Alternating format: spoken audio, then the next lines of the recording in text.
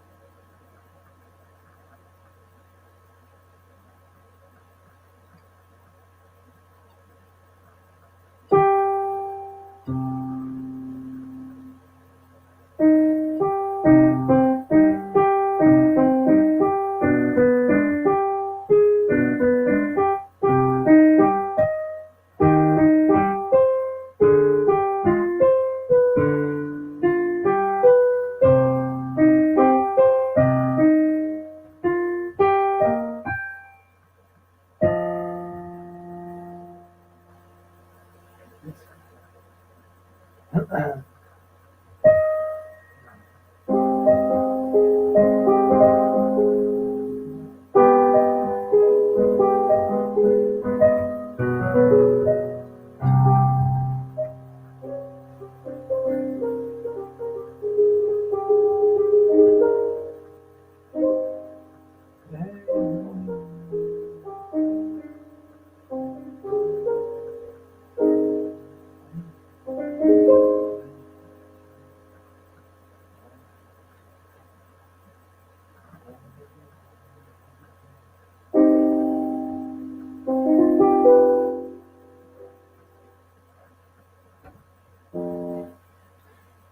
Okay, all right then.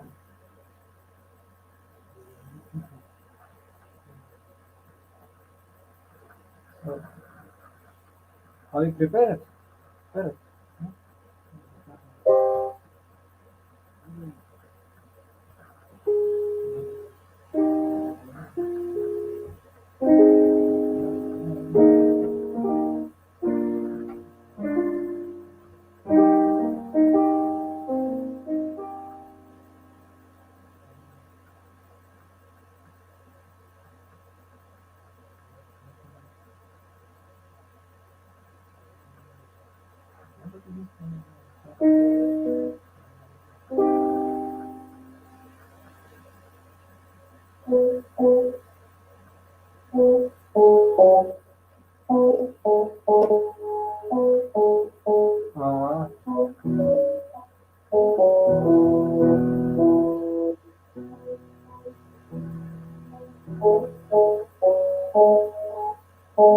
Okay.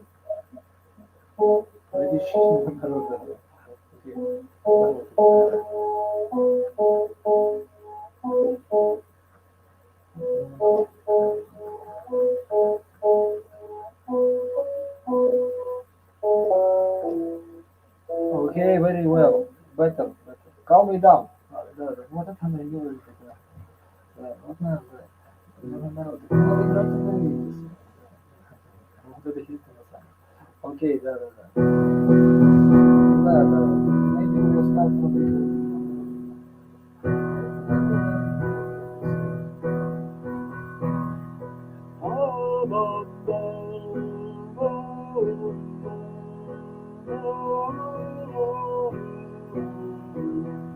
something in this tempo and like this, okay? Play with me then, okay? Here I go. I just begin and play, and you add your party when you feel you are so it starts from pam ta ta tam tam yam ta ta ta ta pam ta ta. It starts from ta pa bam pam pam pam pa ba ba bam pam pa ba ba ba ba ba ra, ma, bam ba ba. Hopefully you got it. So yes, and I just begin, and you can continue prolong it. Okay. 1, 2, 3, 4. 1, 2, 3. Maybe a little slower, yeah, from the beginning. Okay, add on.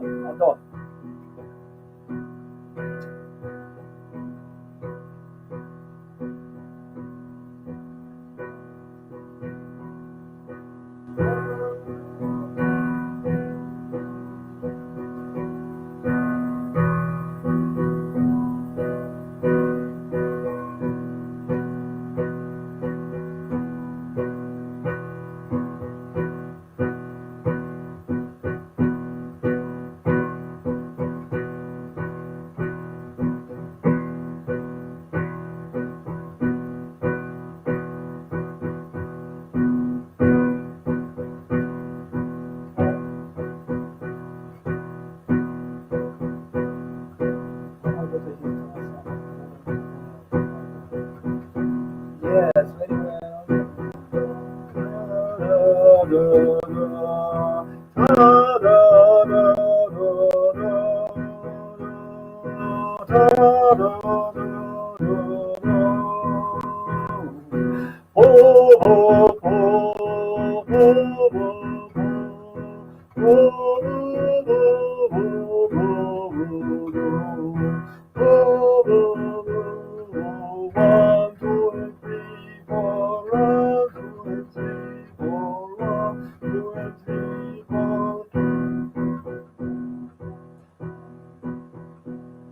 like a trap magic.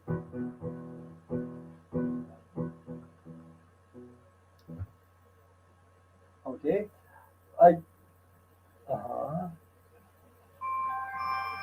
you're playing something yours. Yeah, понимаю. So yeah, you can play with your brother. This, play, I mean, when you ready, when you prepare, yes.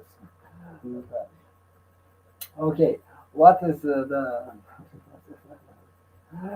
what is the next? Okay, gotcha. What is the so we the number? What is the name?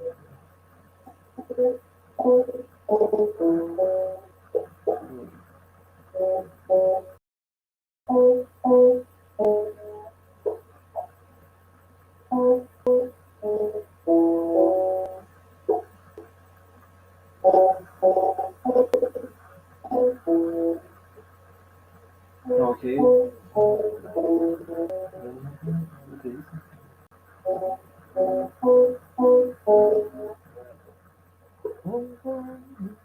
Yes.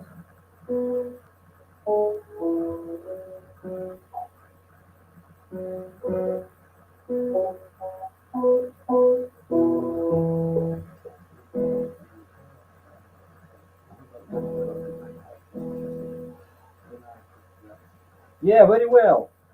I like this. I mean, it is completely. Now look at the there are hidden themes here. Yeah, hidden chords.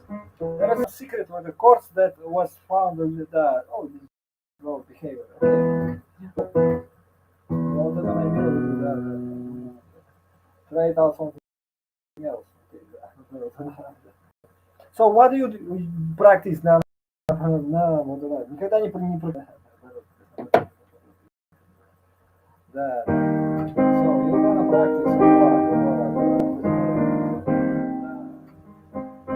Practice. You wanna practice. Наоборот. Да, ну это есть он самый. It's not good idea, да. Сейчас, wait a sec. Да, да,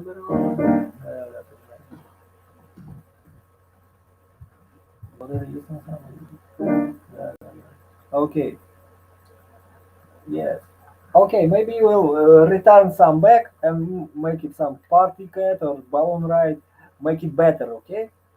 Docs, эту штучку мы уже знаем. We know this song already. Yeah. Balloon ride, okay? Let us return, come back. Тоже жизнь, говорят, да. Наоборот, да, просто все, да. Ты, блядь, ты будешь дальше сам. Да, да.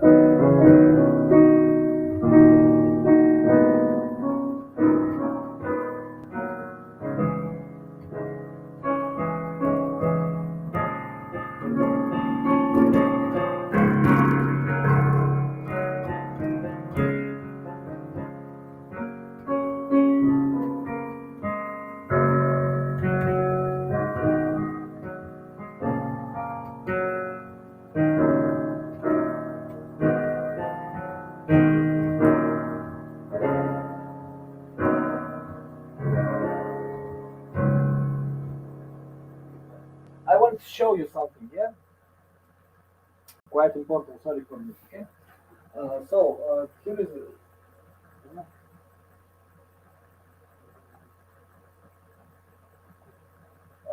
Here is my sheet papers, music, and so on. Some of them actually, yes. Yeah, and they are for mostly they are preparatory for music with happiness. The language doesn't matter. The matter is the musical school of St. Petersburg, Russia. Yes, for example, and also this white music is school for it's from Moscow. It doesn't matter. It is very respected. Moscow and Russian school is very respected. Yes, also the Petersburg is the biggest schools, but Moscow is most important maybe. Yes, it's all for children. Yes, it's all music for children and for different grades. Yes, it's in English where written somewhere, but it's maybe inside or somewhere. Yeah, in the beginning, well, okay. For example, yes, this, but their role in she means their role in yes.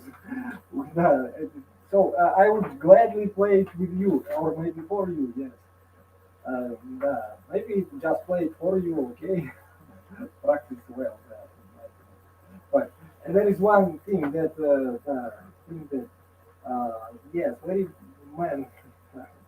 Yes, I just love it. I played all these songs actually, like just reading style. Yes, and not almost all of this, but yes, this time.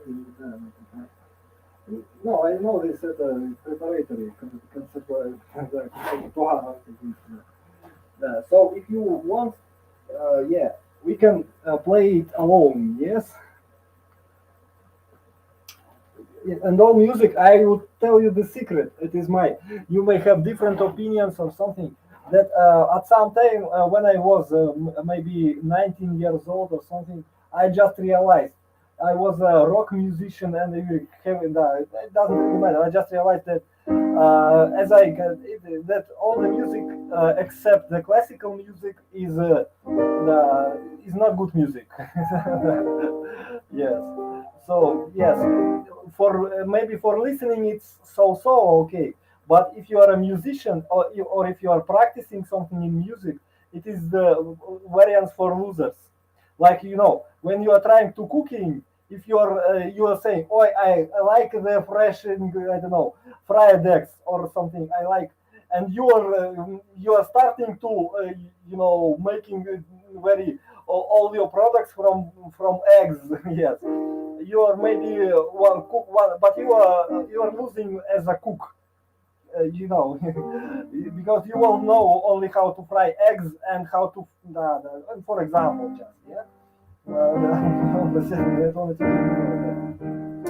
So yeah, so this is about all musicians. And when you play rock music, you understand it's so classical, but very very teeny part of classical music. It's very it is not like it is like a back, but he's make a lobotomy, and he became a rock musician, something like this, only because he had a lobotomy. But if you sorry for this. For all styles, for the even Frank Sinatra, unfortunately, yes. Maybe Frank Sinatra is genius, but yes, he will gladly be better musician, I think. But for money, of course. Yeah. Yes, it's a long story. Yeah, but studying. I'm talking about the studying. So what music to study? And Frank Sinatra knew something about music, but not really well. Yes, it is different opinions. So, no. Sorry, I didn't mean it. Yes, yeah. I mean that. Yes. If you're playing music, if you're the best choice is a classical music. So if you're a trained classical musician, or just a little trained, you will be able to play some rock music. But if you're trained as a rock musician, you won't be able to play something in different genres. Yes, and about jazz, even you play something at least in jazz, okay, because you will know the rhythms and so on. Yes, if you're a classical musician, you can easily start with jazz and go for it. Yeah, because you have your hands and you have your rhythms, patterns, and opportunity. Yes, practice styles. Yes, yeah. And you have a friendship with an instrument. I mean, with a common musical artistry and so on. Yeah, but if you're only a jazzist, it will be hard to find yourself in more heavy industry. So and music. So it is. If you love history, it is a history. If you love, no, maybe. I didn't mean. No, поняла тебя.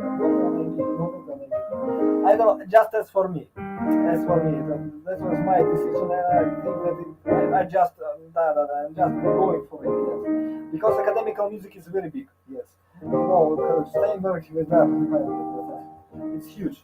So yeah, you can find your Bartok or something. Everything you can start from it. Yeah. But it's not really. Понимаете. It is. I think it's convenient. Convenient. So just be prepared to So yes, понимаю.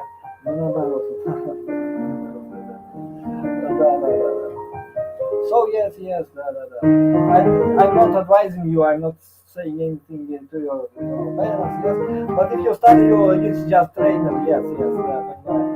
You have to love it. Yes, and So classical music loves when you love it. Yes, when you, not just from a side, but when you love to practice, to do it, to make it. Yes, I just like to make it together. It's just fun. Yes, fun. That's what I meant. Yeah. That's for it. Developing your.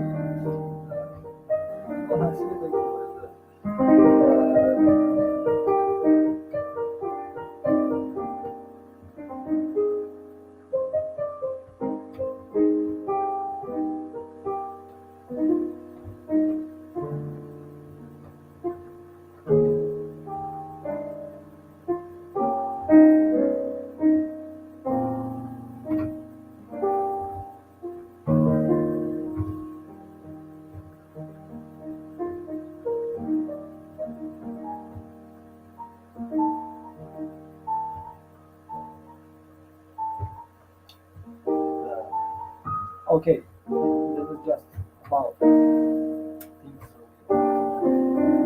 So yes,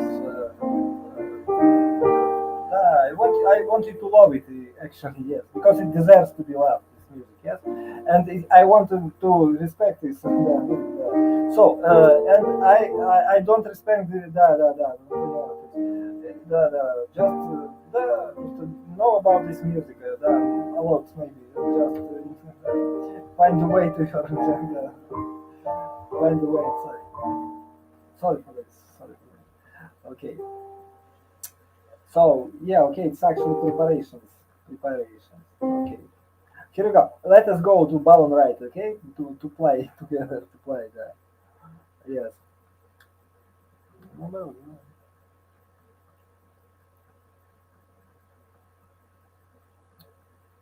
Okay, honey, please. Honey, it is 25. It's okay, calm down, 25, balloon ride, hopefully. Yes.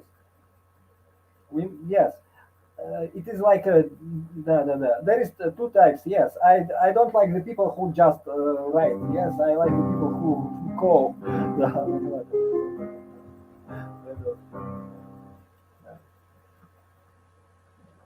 Да, да, да.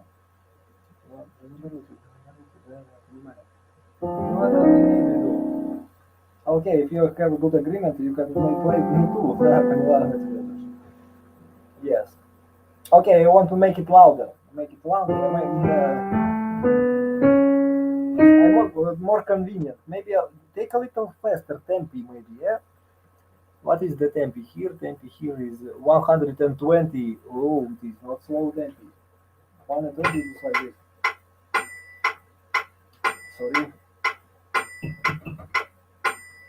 Sorry, down a bit.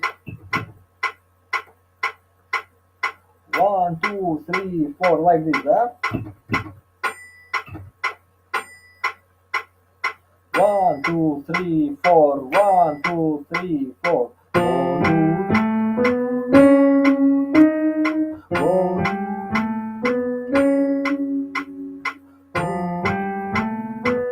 Some magic.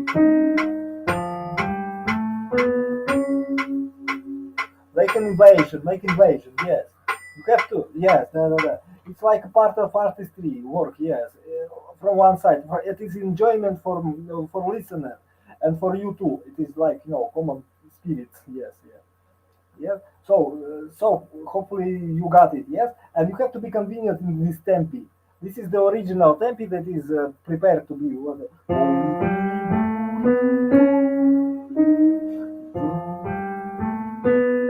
Like you are pulling white.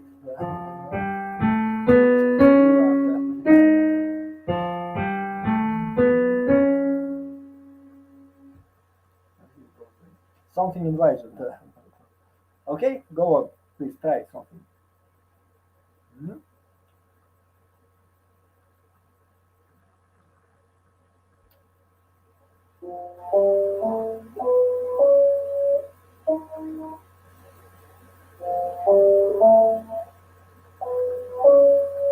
Mhm. Yeah, sure. By the way, you have to do this because it's twice played, and we have two words here. And there is, yeah, maybe it is okay for now. But after this, after you play this more for now, maybe more soft, maybe. Okay, okay, just play it, force it. Okay, force it out.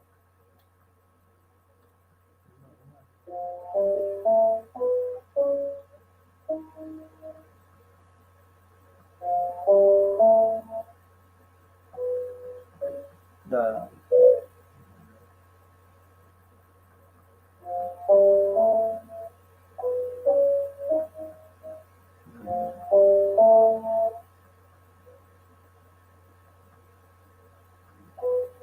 Yes, like there is no little convenience here, yeah. So, but you have to make it smoother, like one song. As a listener, I have to listen to music, not think about your difficulties. Okay, I have to hear this song. I have to vision of it. Yes.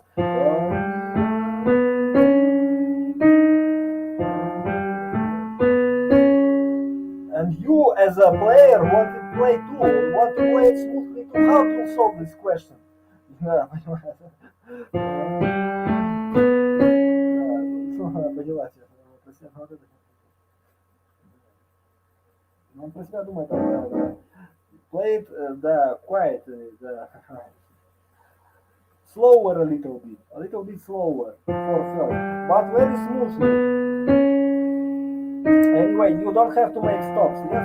To win some time between these places, okay? Then when you have to pass this place, okay? You have some coordination issues, yes? To have some time for this, you have to play slower, because if you don't have coordination issues here and here, but on the listen, no, you can't do this yet, okay? So make it slower a little bit.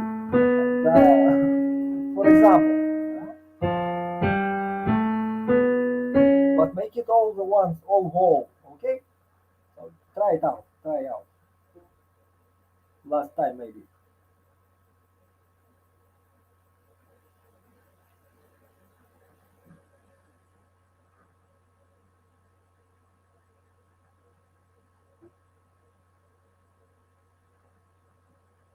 I don't hear you.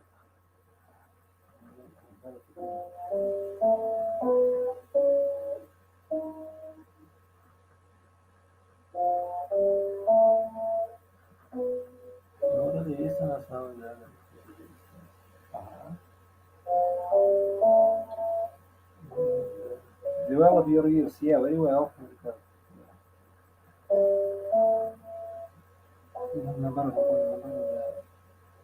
Even if you're a singer, yes, you have to make it slower because you're different tempo. You're not slow tempo, yes.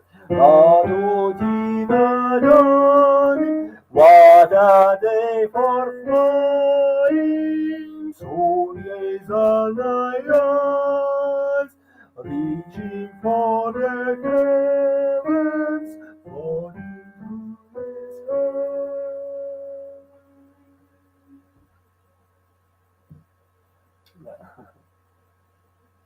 So yeah, it has to be altogether smooth, okay? In one tempo. It is like, yeah, it is just that tempo, it's one rule, yes, for all. Yeah, so, and if you play like this, da-da, da-da, hey, what is this? Da-da, wait, what is that? Hopefully you understand. It is, so, понимаете. So, it is better to play like this. Even if you can't play very fast, it doesn't matter, понимаете. It has to be a vision. It's just not it has to be in the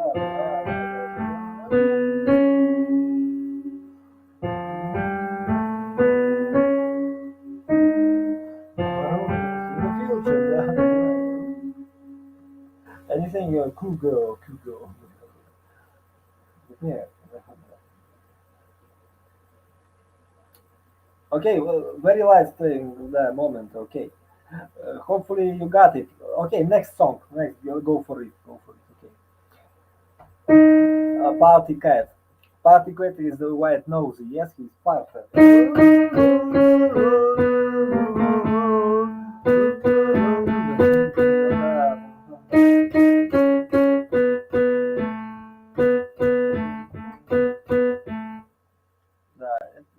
Not so fast, maybe. Yes, rocking, like smoothing the tempo is even slower since you have to rock it. Yes, the tempo goes for it. It is 120. So 1, 2. It is my second timing. Second. 10 seconds. 3, 4. It is so. If you measure it with the real time, not musically, yes, with the real time, 120 beat makes 2 beats per second, and obviously 60 beat in 1 beat per second. Yes, 110 and 100 beat it is a little slower. То есть как бы 1.5 beat per second, for example, is 90 degrees different, and so on. Yeah, so for understanding how it works, yeah, BPM it's called, yes, and so it's so we can play with the So 110 it goes like this. A little just slower, slightly slower like this. Bum bum bum bum bum bum bum bum bum bum bum yum bum bum. Bum bum bum bum bum bum bum. No matter you violin player, singer, or tubist, dun, dun, dun. Да, so musicians, да, jazz musicians, by the way, are trained very hard for tempi, for rhythm. Yes. Dependent, yes. Yeah, yes, more virtuoso players like virtuoso, да. And they have to respect the tempi because each tempi, here is one bar, for example, everybody is playing this tempo, all the band. Here you go, chord change. Well, on this tact bar, yes, change chord, for example, change chord, and so you're lost. You have to catch it. In music, you don't have to. Nobody waits for you. You have to catch it. Yes. For example. So yeah, it is how it works. Maybe in artistry you are drawing and tomorrow I will overdraw it. But in music, no, you cannot. Music is like but it is very good because it is very specific art. It is it makes soul touching. It makes like a vibration, vibrato soul, vibrato. It is more special even than art. Some people even say that music is the best of art or the artistry of time or something. Yes, there is something special in it. Yeah, some does. It doesn't really matter. So everybody, in the romantic era, was the queen of it. I don't agree with it completely. Yes, for the time being. Yes. But it is just how it was behavior, okay. It's just some, да, I mean, it is, да, ну, понимаю тебя, behavior time, yes. Ладно, окей, go on play then. One, two, three, four, 1, 2, 3, 4, yeah, oh, sorry.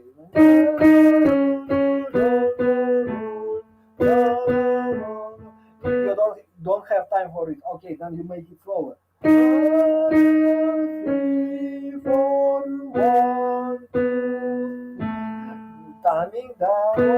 I have to think, but I have time to think and to change. And my brain coordinates even if it is new work for him. New because I slightly mad. Okay. Okay, please go on, play. I want you to smoother it, smaker it.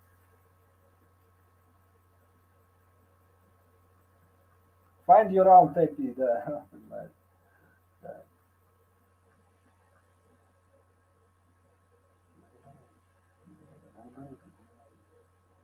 Okay, you hopefully got it. Got it? Yeah. Okay, you can play. Okay. But make it no mistake if you play fast. Like a cool lady.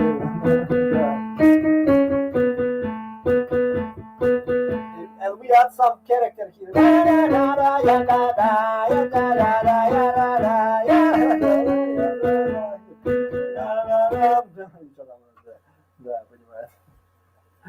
Okay, go on, party. Just smoother. I'm interested in your coordination skills, okay? Да, понимаю. Okay, go on, please.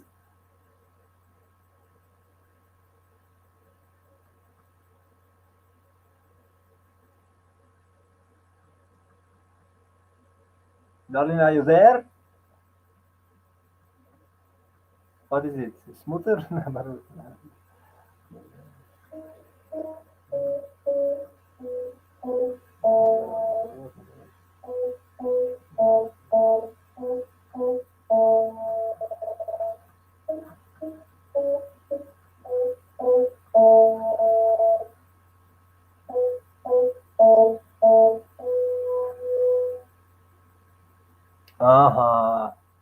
Okay, it was quite good, but it was okay for now. You understand that you need some temperature. Both of them. So yeah, hopefully single-handedly. Yes. music course, nobody is interested how you work it, okay? How you work it out. There is no, да, понимаю. We have interest, да. Sorry for this. Yeah. Okay, job. Job.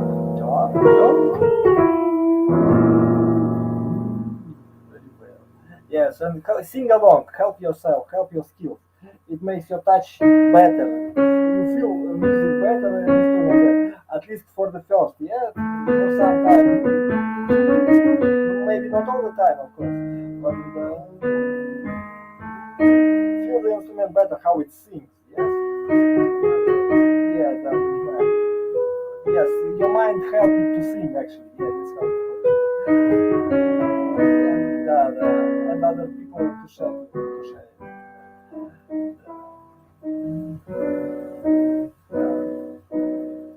And horror, да. Yes, you got the number. Oh, what was this? My own song of job. Okay, this not. Okay, undersea voyage. Okay.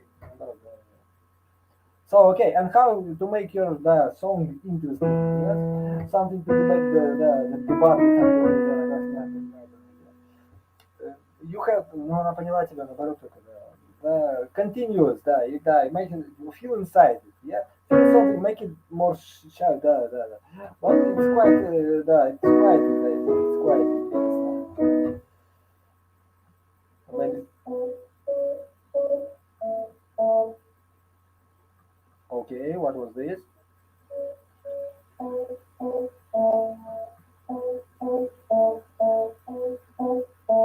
Very well.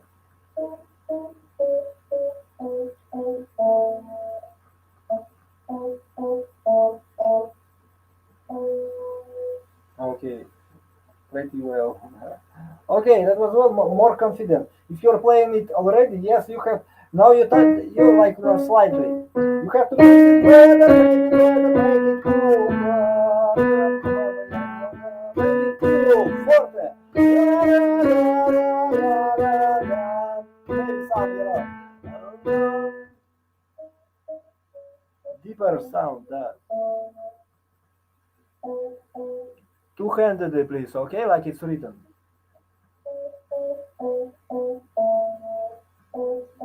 A little better.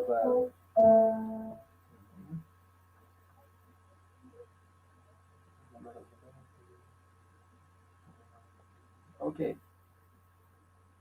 Okay, very well. Very well. No, okay, so on. Okay.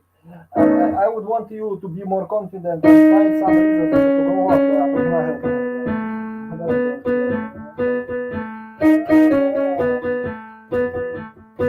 Unfortunately, it's like a sport. Yeah, unfortunately, since it is movement, you have of your body. Yes, and very precision of this. You have to practice it well. Yes, we won't talk about some elements. Make it better. Yes, develop yourself. Yes, to share. Meet with music. To share.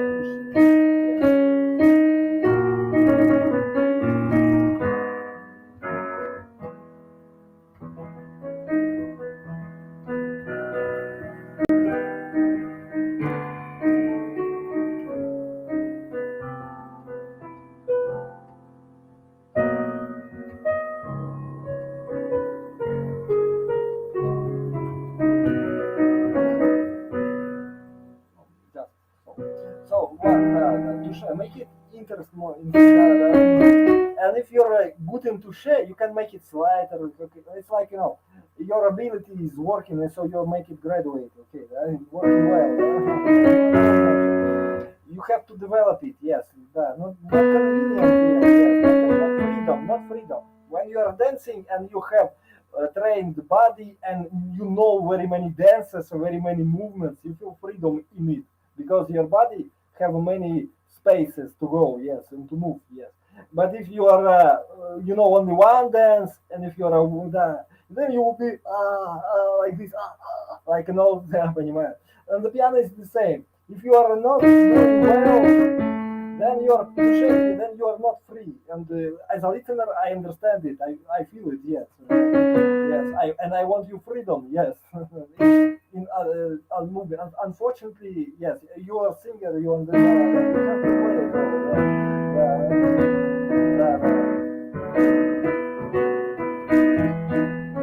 Ну да. Everything works together. If you don't play it well, you won't do it. It's very precise. Already? Yeah. Okay then. Alrighty then. Alrighty. Okay. Thank you, Jenny. Have a nice day. Bayan. Saya.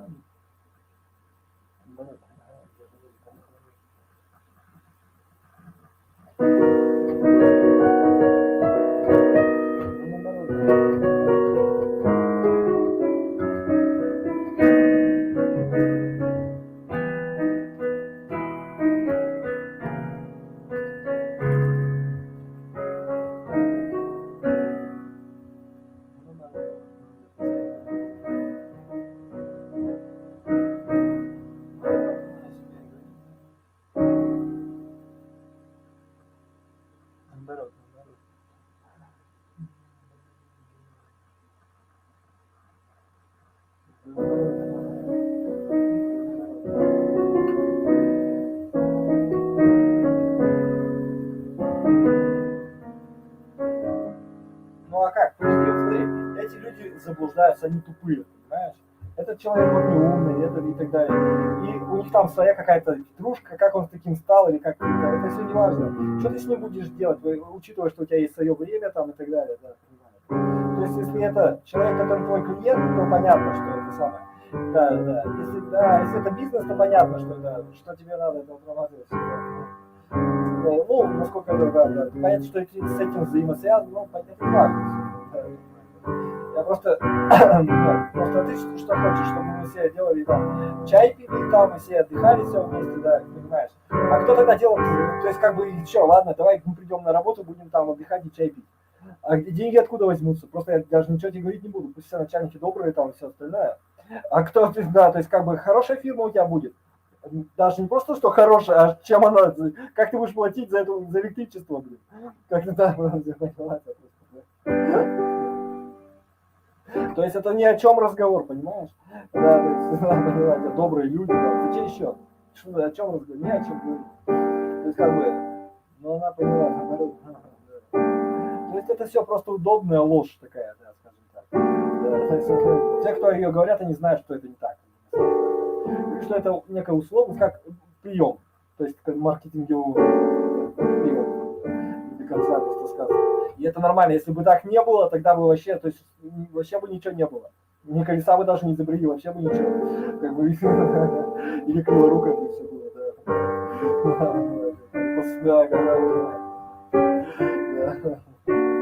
Это недопустимо, потому что это женская территория, это мужское, да, территория женщин. Ты серьезно?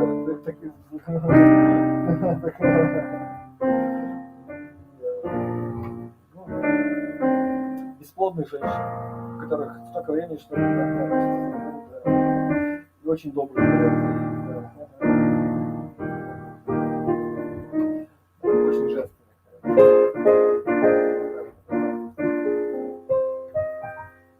Ну, что ты спрашиваешь? Зачем, если ты зачем тебе это знать, если ты это прекрасно чувствуешь? Ближе к себе тогда, к своей женственности. Ты же женская. Вот, да, и вот еще ближе. Да, вот и все, понимаешь? Да.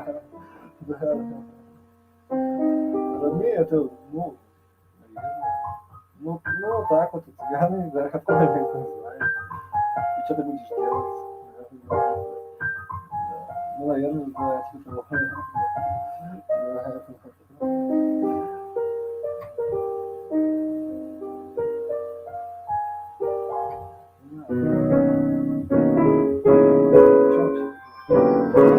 Я же девчонку там забыл пить.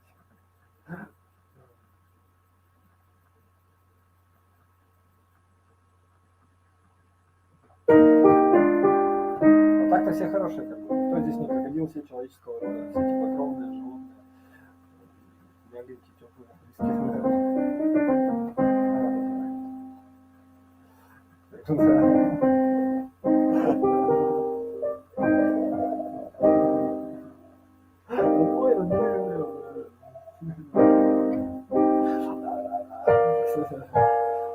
Ой, где я? Кто здесь?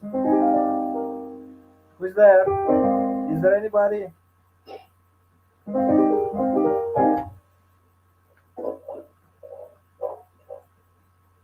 I'm here, yeah.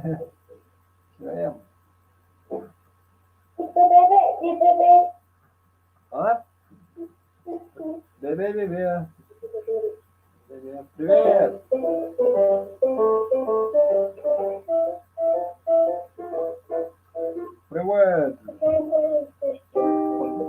Паштет, да.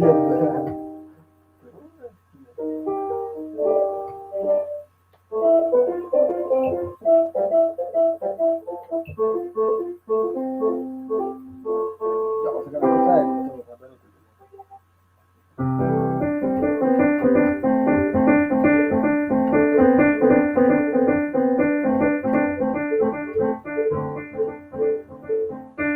Nice beat.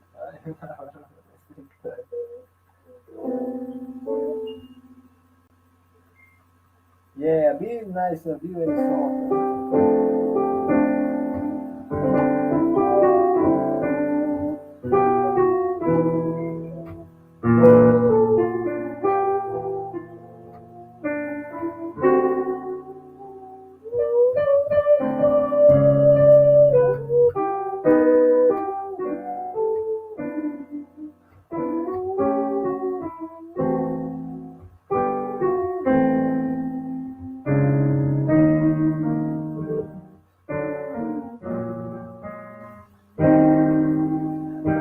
Panda song, the Panda song,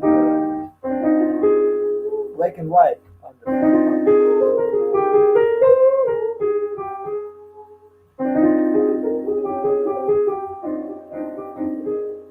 I want you to repeat this, honey. Whoa.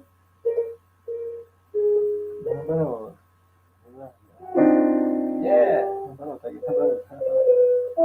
Yes. Yes, I want you to come on the lessons with your panda on the table. Yes, with your friends on the table. Put them on the table before you. Where is your headphones? Where is your headphones? Put them here. Let them stand here, okay? Stand over. You don't understand me? Put your friends, pandas and your animals or what on the phone, on the headphone. On the headphones, yeah. Put them, remove them away. Не понимаешь? Золотце, убери своих этих, зверушку свою поставь вон туда. Зверушку поставь на пианино. На пианино. Put them on the piano. Да. Forward on the piano where is no keys. Forward. Forward on the left. Where is your headphones? Where is your left headphone? Yes, on the left. Yeah, no. On the piano, I mean not on the keys, on the piano, on the headphones. Put them on the head. Yeah. No, lefter. Remove them. Remove somewhere. Amputate. Your panda is removing. She is wanting you to play better, yes. But you can't play better because you can't play better.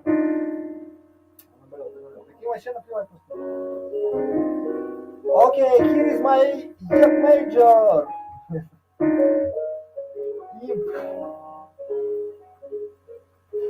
Look at me. Hey, honey, look at me. Oh. Oh, you are so smooth. You're tonight, yes. Yeah. Yeah. So, did you prepare your home task? Darling, hey, you hear me? Did you prepare your home task? No?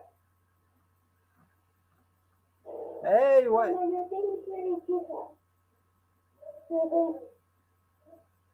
Your home task.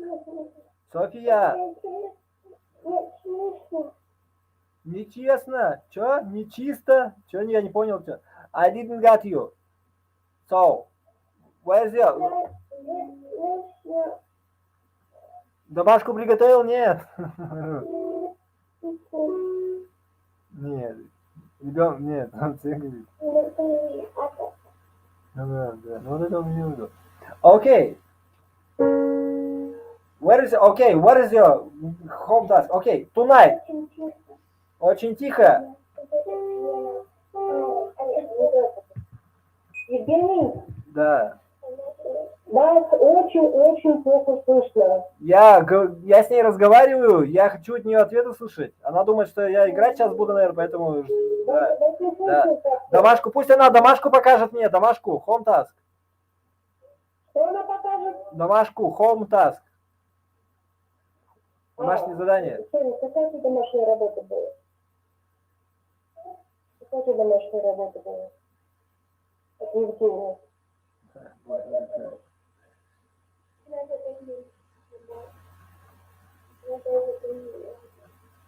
Она не знает, о чем вы говорите. Ага. Ну вот пусть... Ага. Слушается тогда себя, да. Ну, слушается.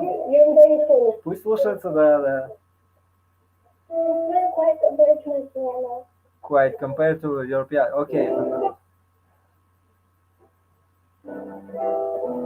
Okay, Sonia, your home task. Hey, Sonia, your home task. I want you to make song melody. I want you to make song melody on the black keys. Okay? Your own song melody. Your song melody, I mean, yes? On black keys. And but you no pronounce it, да, наоборот, да. So you play it and sing it until, okay, understand? For example, on the black keys, something on the black keys like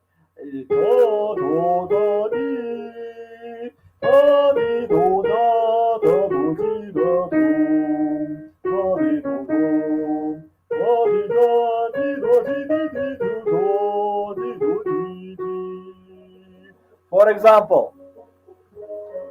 No, Sonia, you don't understand it. Stop it. Sonia, one more time. You have to sing it and play alone. Hey, Sonia, stop it. What are you playing? Stop it. You hear me? Sonia, ты меня слушаешь? Соня, ты меня слышишь? Нет.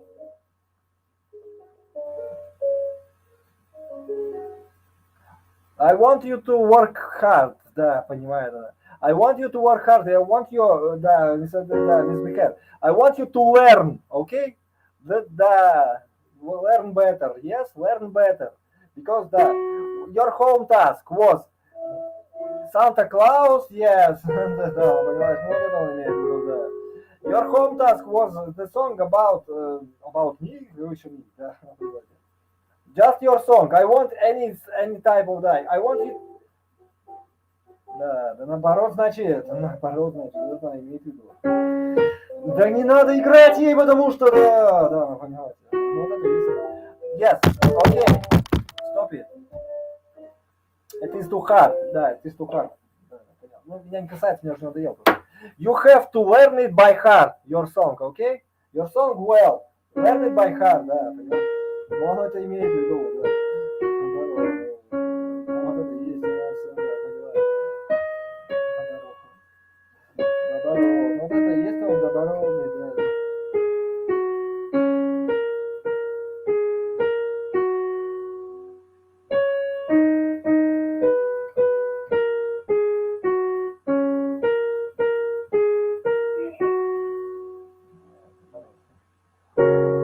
А что ты хочешь-то? Да? А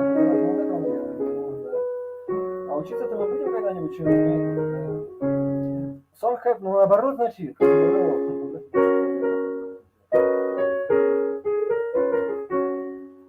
Song have to be ending. Ending soon, yes.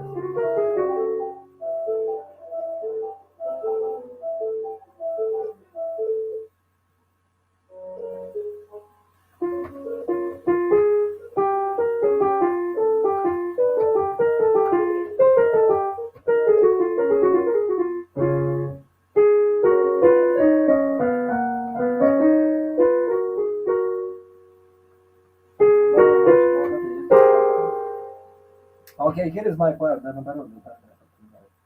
That's how we play music. So you gonna learn or not? Ты будешь учиться? Нет? Секунду, я поняла.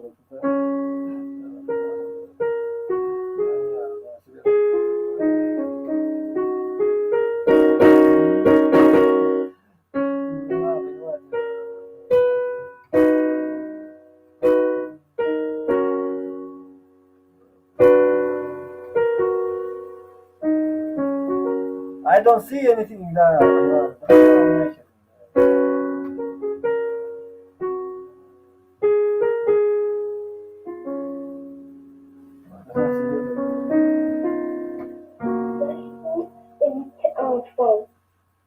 Я не понимаю. I don't get it. One more time. Here was your home task. Look at this. Here was your home task, obviously. В лесу родилась елочка, в лесу она росла. Where is it? Where is it? Зимой летом стройная. Мы попробуем такого что-то со звуком сделать. Алло? Что у вас опять? Алло? Ладно, сейчас еще. Да, я здесь. Что у вас там опять? Да. Что у вас? Все, хорошо, не требуется.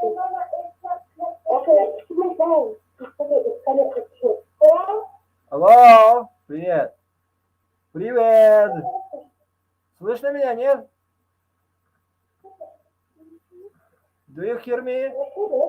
Hear me, okay. Евгений, вы скажете, наушники поменяли на другие. Скажите что-нибудь, протестировать. Здравствуйте, все хорошо? Все у вас нормально? Нормально? Да, очень хорошо. Хорошо, Очень замечательно. хорошо. Да, замечательно. О, громко.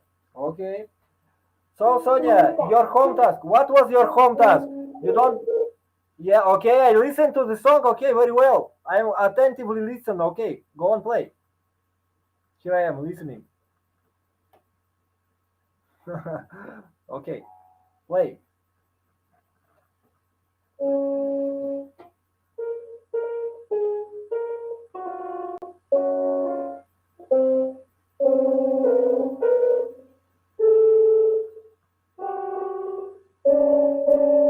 Why are you playing like this?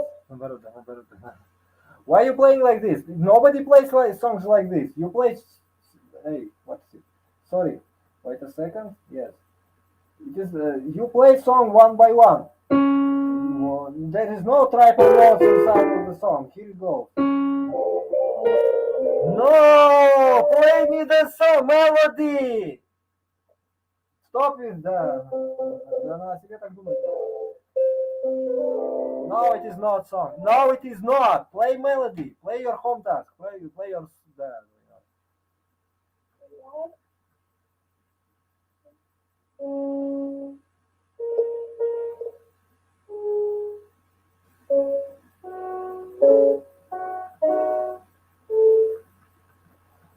Okay, you didn't get it. Here is your song, melody. Here it goes. I play only one measure. Yes, но не понимаю. Ты что, не видишь, что ли? I play only one, да.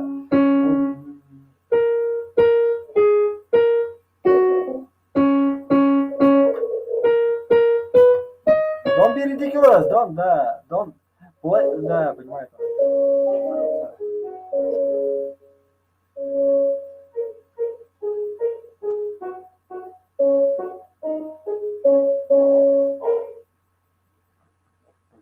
You don't know this song. It is too bad you didn't make your homework.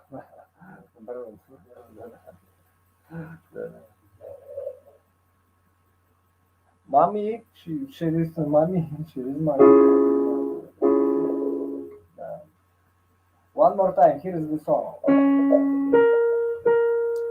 Learn it by heart.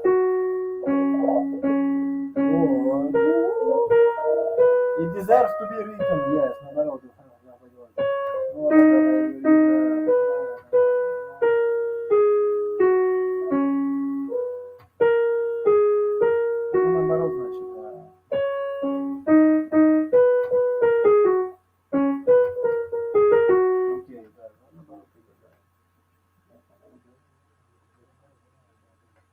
Okay, I send you some shit music. You have to prepare it, okay? Some ridiculous.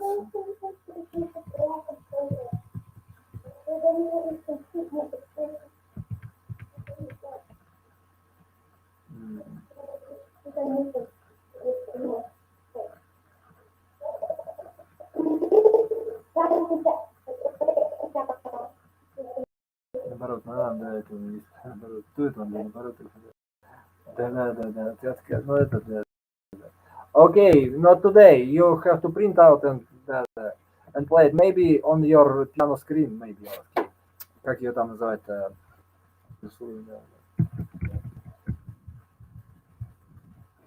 ну наоборот, значит, да. Да, наоборот. Да.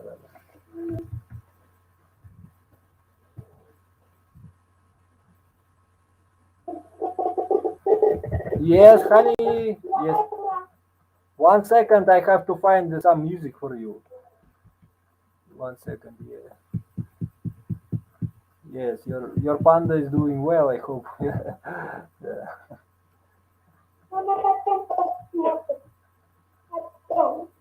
Okay, let us find some songs. Let us look it together, okay? Look it together.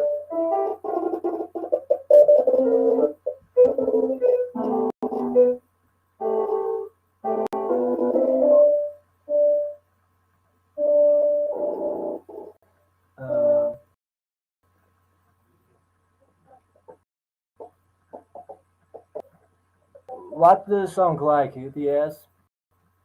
Angels from the Arms of Glory. Do you know this song?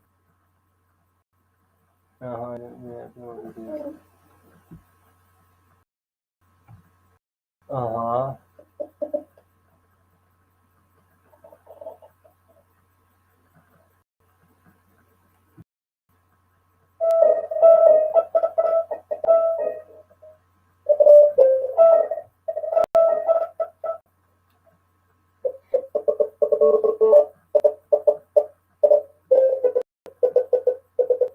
Okay, here we go. Let us play some music. You study well. Respect it, yeah. Study well. Angels we have been cry, sweetly sing it all praise. In moments in reply.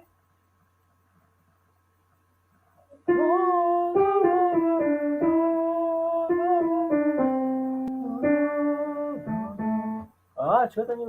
Глория, не отключай, да.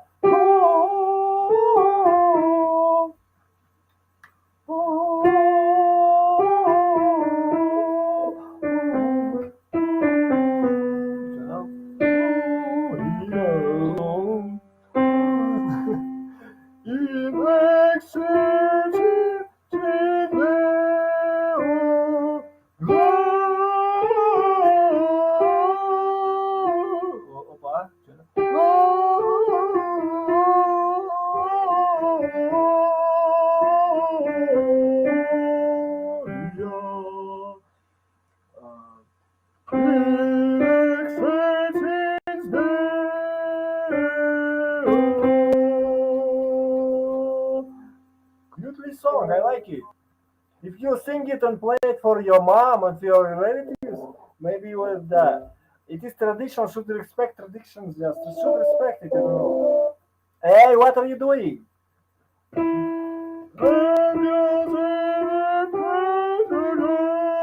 Sweetly sing it all the praise.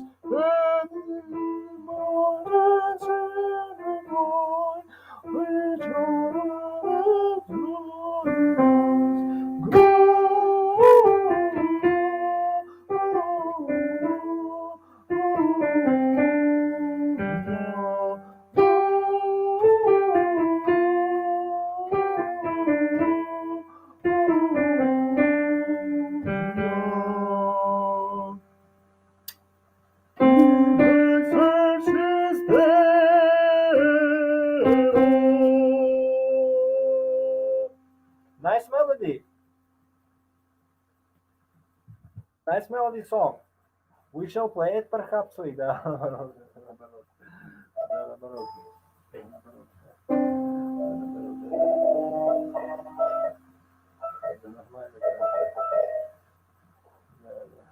Okay, so of course we will, yes. Of course we will. All right then, and да что такое?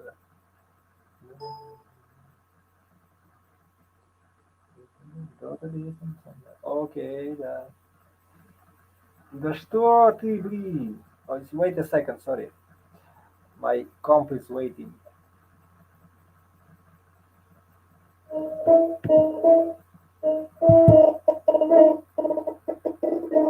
Опа.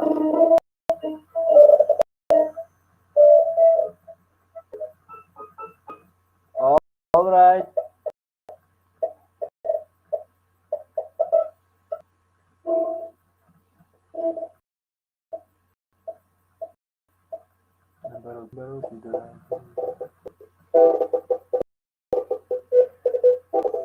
And here is the yes, I want you to be cute, don't be rude, don't be good, don't be good. If you are playing something, you have to make it respect.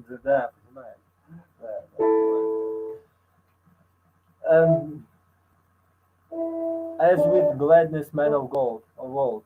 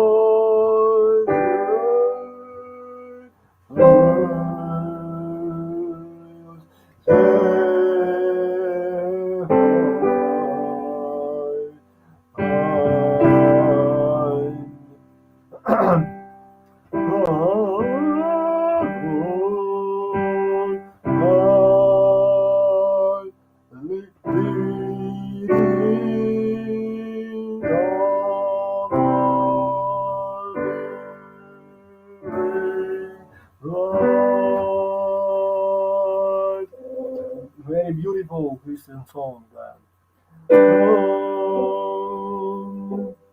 So much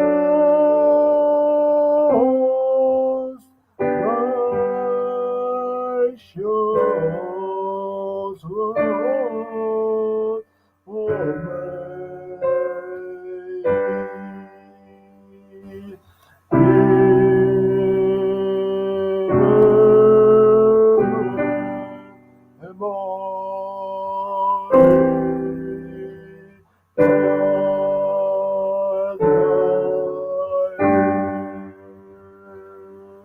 maybe your melody will take some melody for you.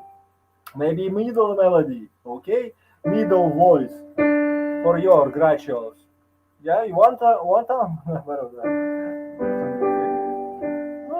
No, это есть он самый. Oh no, higher melody. Higher is your pretty voice, yes. So I think you will be sopra watcher. As with your mother. Perhaps, maybe, yes.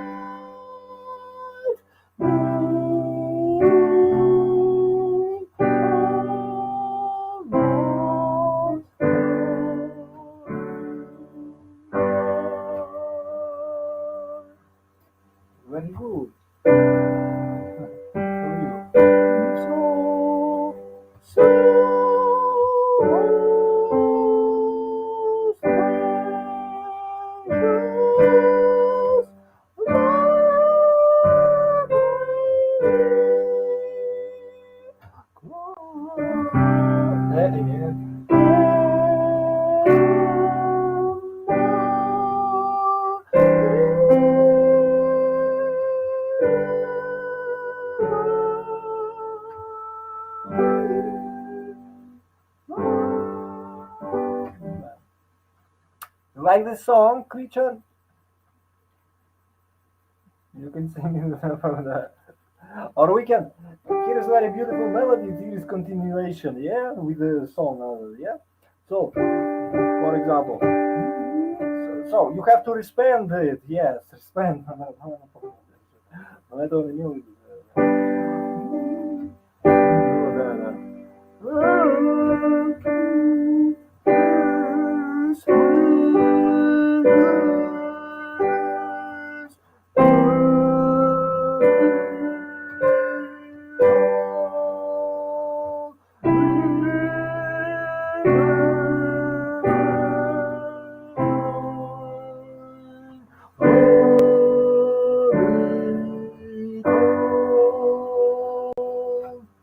Sorry for misguiding, yes, words. Misguiding.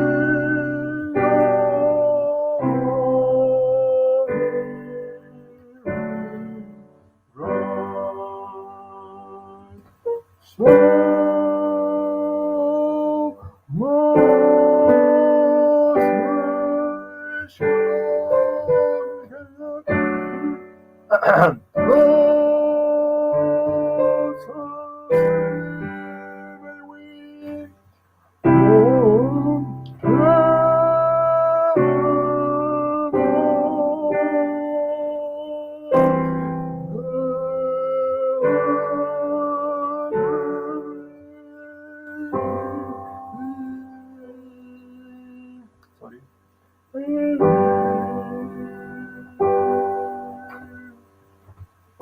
Very beautiful song, Christmas.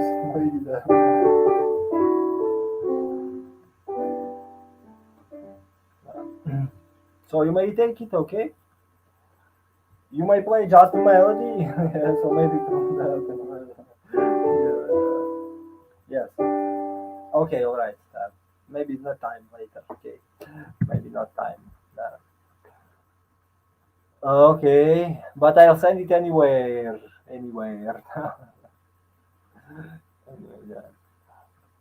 Oh, this is one of the melody, one of favorite.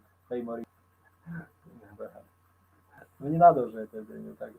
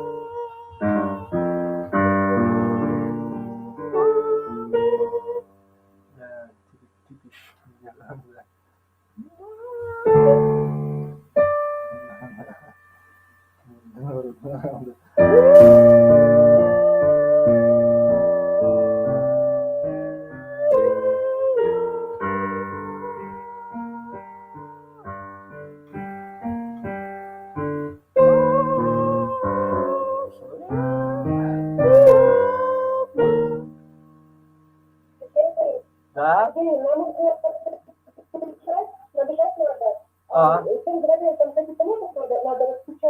Да, я вам вышлю, пусть у нее, да, распечатать, пусть она поставит, пусть она играла их, ладно, пусть она играет все, ладно, играет, ладно, хорошо? Ладно. Я понял, все, хорошо, я вам вышлю прямо сейчас, хорошо, понял, все, хорошо, до свидания.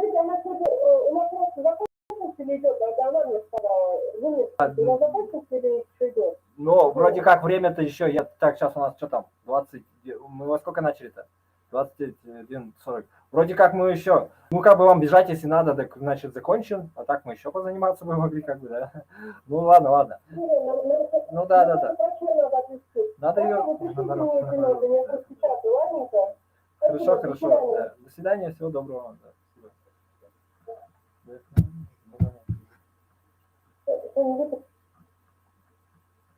Ну, методы воздействия, понимаешь? Я вот, когда я, да, понимаешь, как бы, понимать, я просто,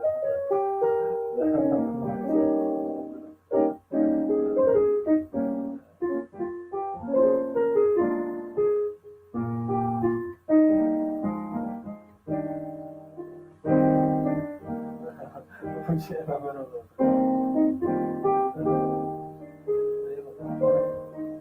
Ну, наверное, да, то есть, наверное, не подменяй.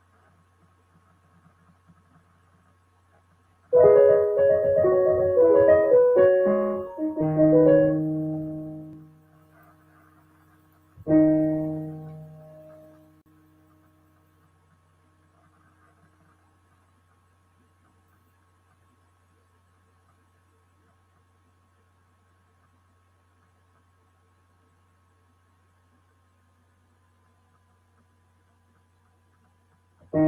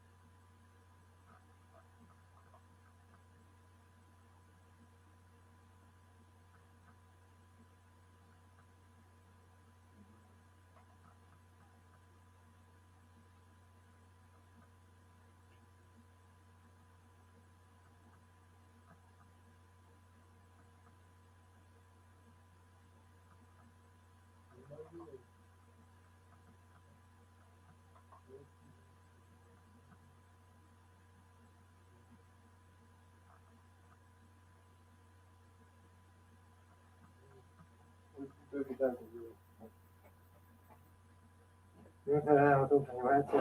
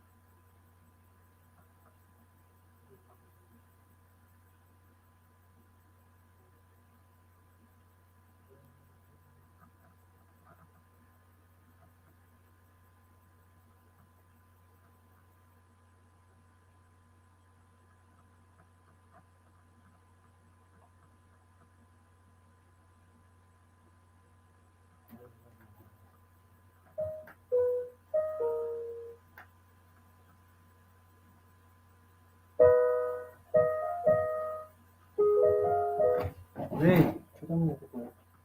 Криспи.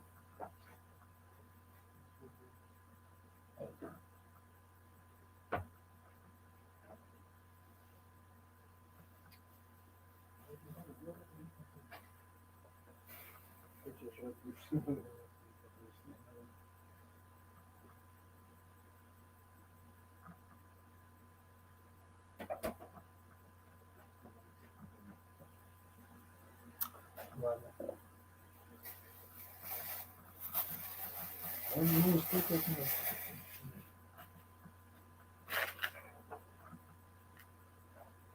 Согрелся.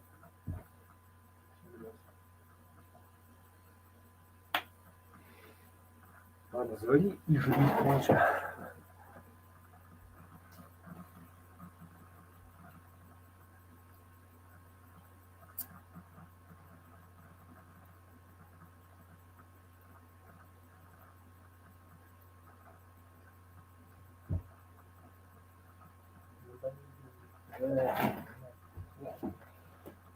Это и есть то самое, да. Да.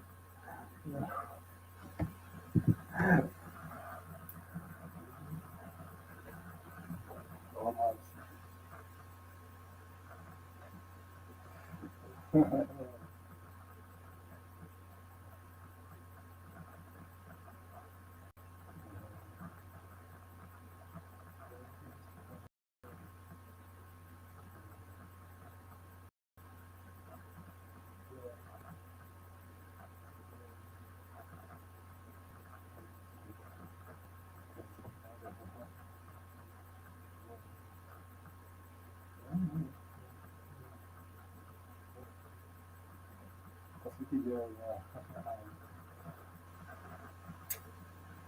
Ну, вот это есть.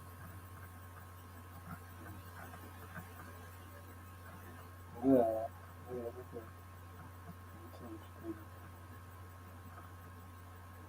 это все вариант одного и того же, понимаешь, объективного какого-то вот мироздания. Да. Да, как бы. Вот, ну, это понял. Косяками, короче, как это бесконечно. Здоровый путь. Ну, это так, ну,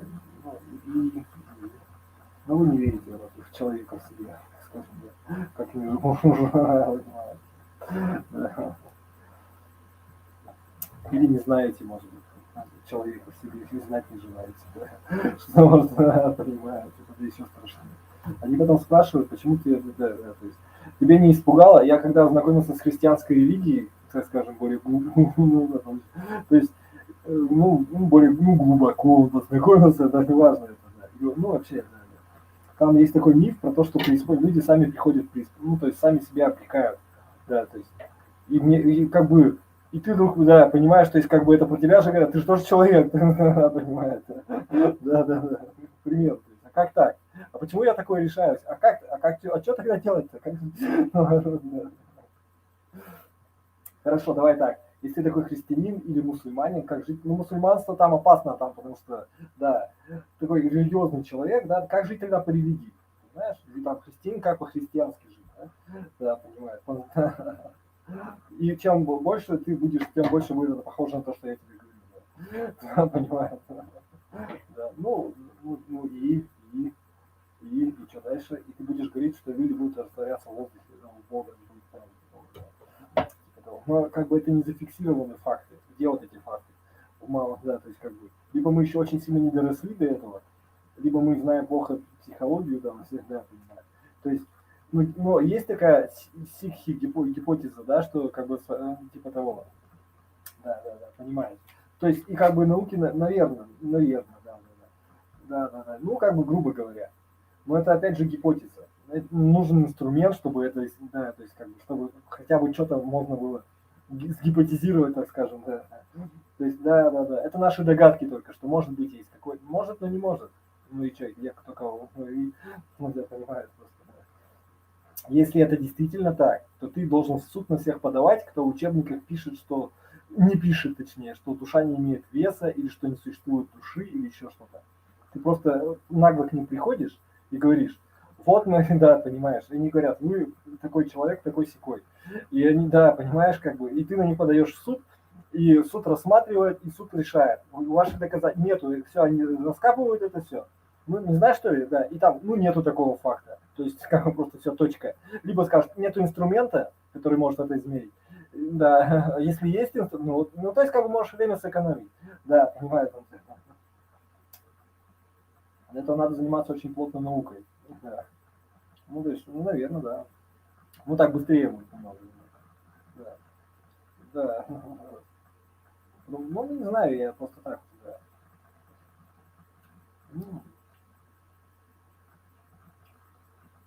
Ну, да. Ну, не знаю, какие еще там. Прана измерить, да. Аура, шмяура. Любая вот эта херня, да. Все, нету. И как, и фотографии ауры сколько там? И дальше что? Да, понимаю. Ну, то есть это невозможно, как это невозможно доказать? Вот, что тогда не так? Не с аппаратами, что не так с тем, с кем? Да, поняла тебя просто, да. Да, то есть вы все мошенники, шарлатаны, то есть вот и все. В науке очень просто говорят, ты очень хочешь в это верить, вот и все. Заангажирован, да. Вот, да. И все, так оно и есть. Если ты пойдешь по этому пути, будет Аль-Каида. Да, это путь лжи, потому что да, там нет никакого пути, это все время просто бабское в мужском. Путь верования и упования это женская тема. Это у них получается, и да,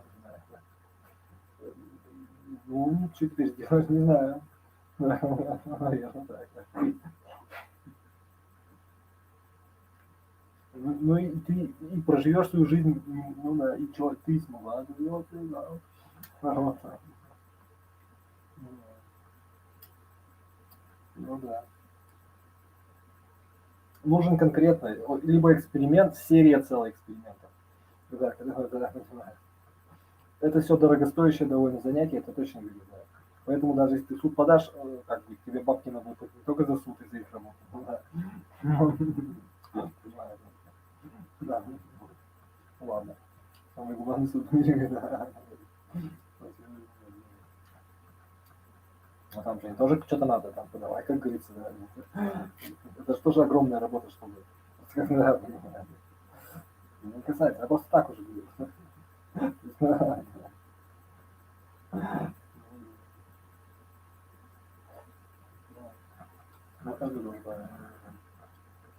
Давайте верить мошенникам тогда. Да, народ.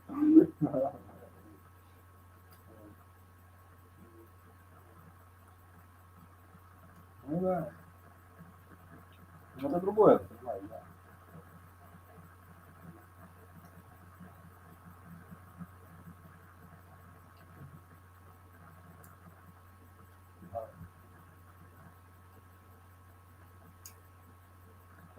Короче, выводить можно, да? Вот. Да. Да, слушай, вот так я тебе реально говорю, понимаешь? Если представь себе, например, завтрашний день люди взвесили ауру. Вот реально просто раз и взвесили. Столько это, ну, к примеру. Все, мир перевернут. То есть те, кто занимается чем-то вот этим биологией, микрохимией, там все эти, да, эти все такие, блин, да ты врешь. Опа, слушай, это как так? Ну попробуй сам. Ой, реально, взвешивается. И вот тебе вес, да, типа того. Нет, у тебя прибор врет. Все, это неправильный прибор у тебя. Разобрали прибор, все там, понимаю, да. Разобрались, повторили эксперимент других, то есть, да, понимаю. Все, факт, понимает он тебя. И люди оттуда начинают, да, понимают, да, понимают, да. Только так всегда было, и, ну, как бы, и что теперь ты хочешь сказать? Да, то есть это надо, ну, вот так вот, да. Да, понимаете. Но это не может, ну, да, понимаете. Поймешь, да. Ну, да не работай, скажи, да. Я такая область, не работает, да.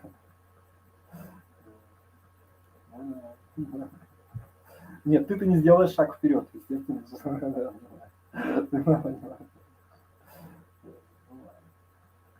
Ну, Так неинтересно же ты вяжешь. Нет. Вот это да.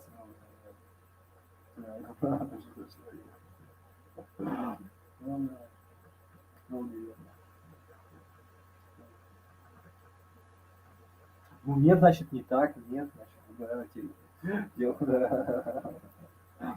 Ладно, ладно, просто. Жизнь свою жизнь тогда не запасна, ёбу в жопу себе засунь, святой, потом ты умер, оказалось, что вообще ничего мужского у тебя не было вообще. Ничего не оставил этому, да. Женщина за подобное за себя оставили. И потом все. Большие, умные, красивые. Да! Постоянно. Выживающие очень сильно.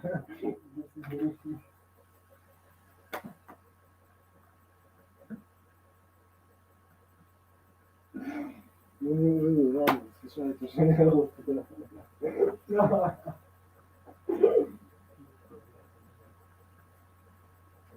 Кто должен быть? Как бы, ну, свирепый это мужик на первых порах может быть. На первых порах. Потом, ну, да. Ну, вообще, кто как бы по природе более свирепый? Мужчина или женщина? Да, то есть более жестокий, более жесткий. Да. Наоборот, что делать? А все наоборот опять. По натуре, по гормонам, да, тупо не знаю я. Да, это... Ну, да.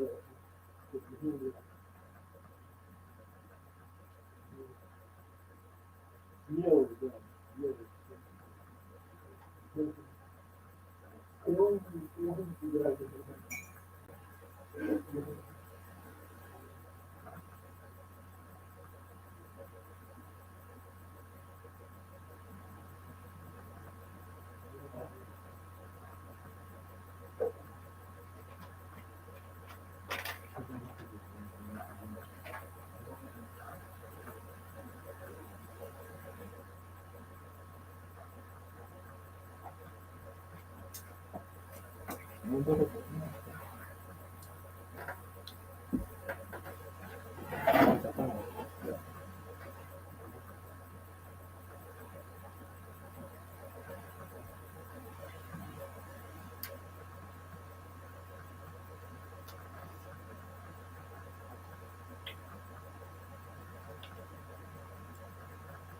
Да.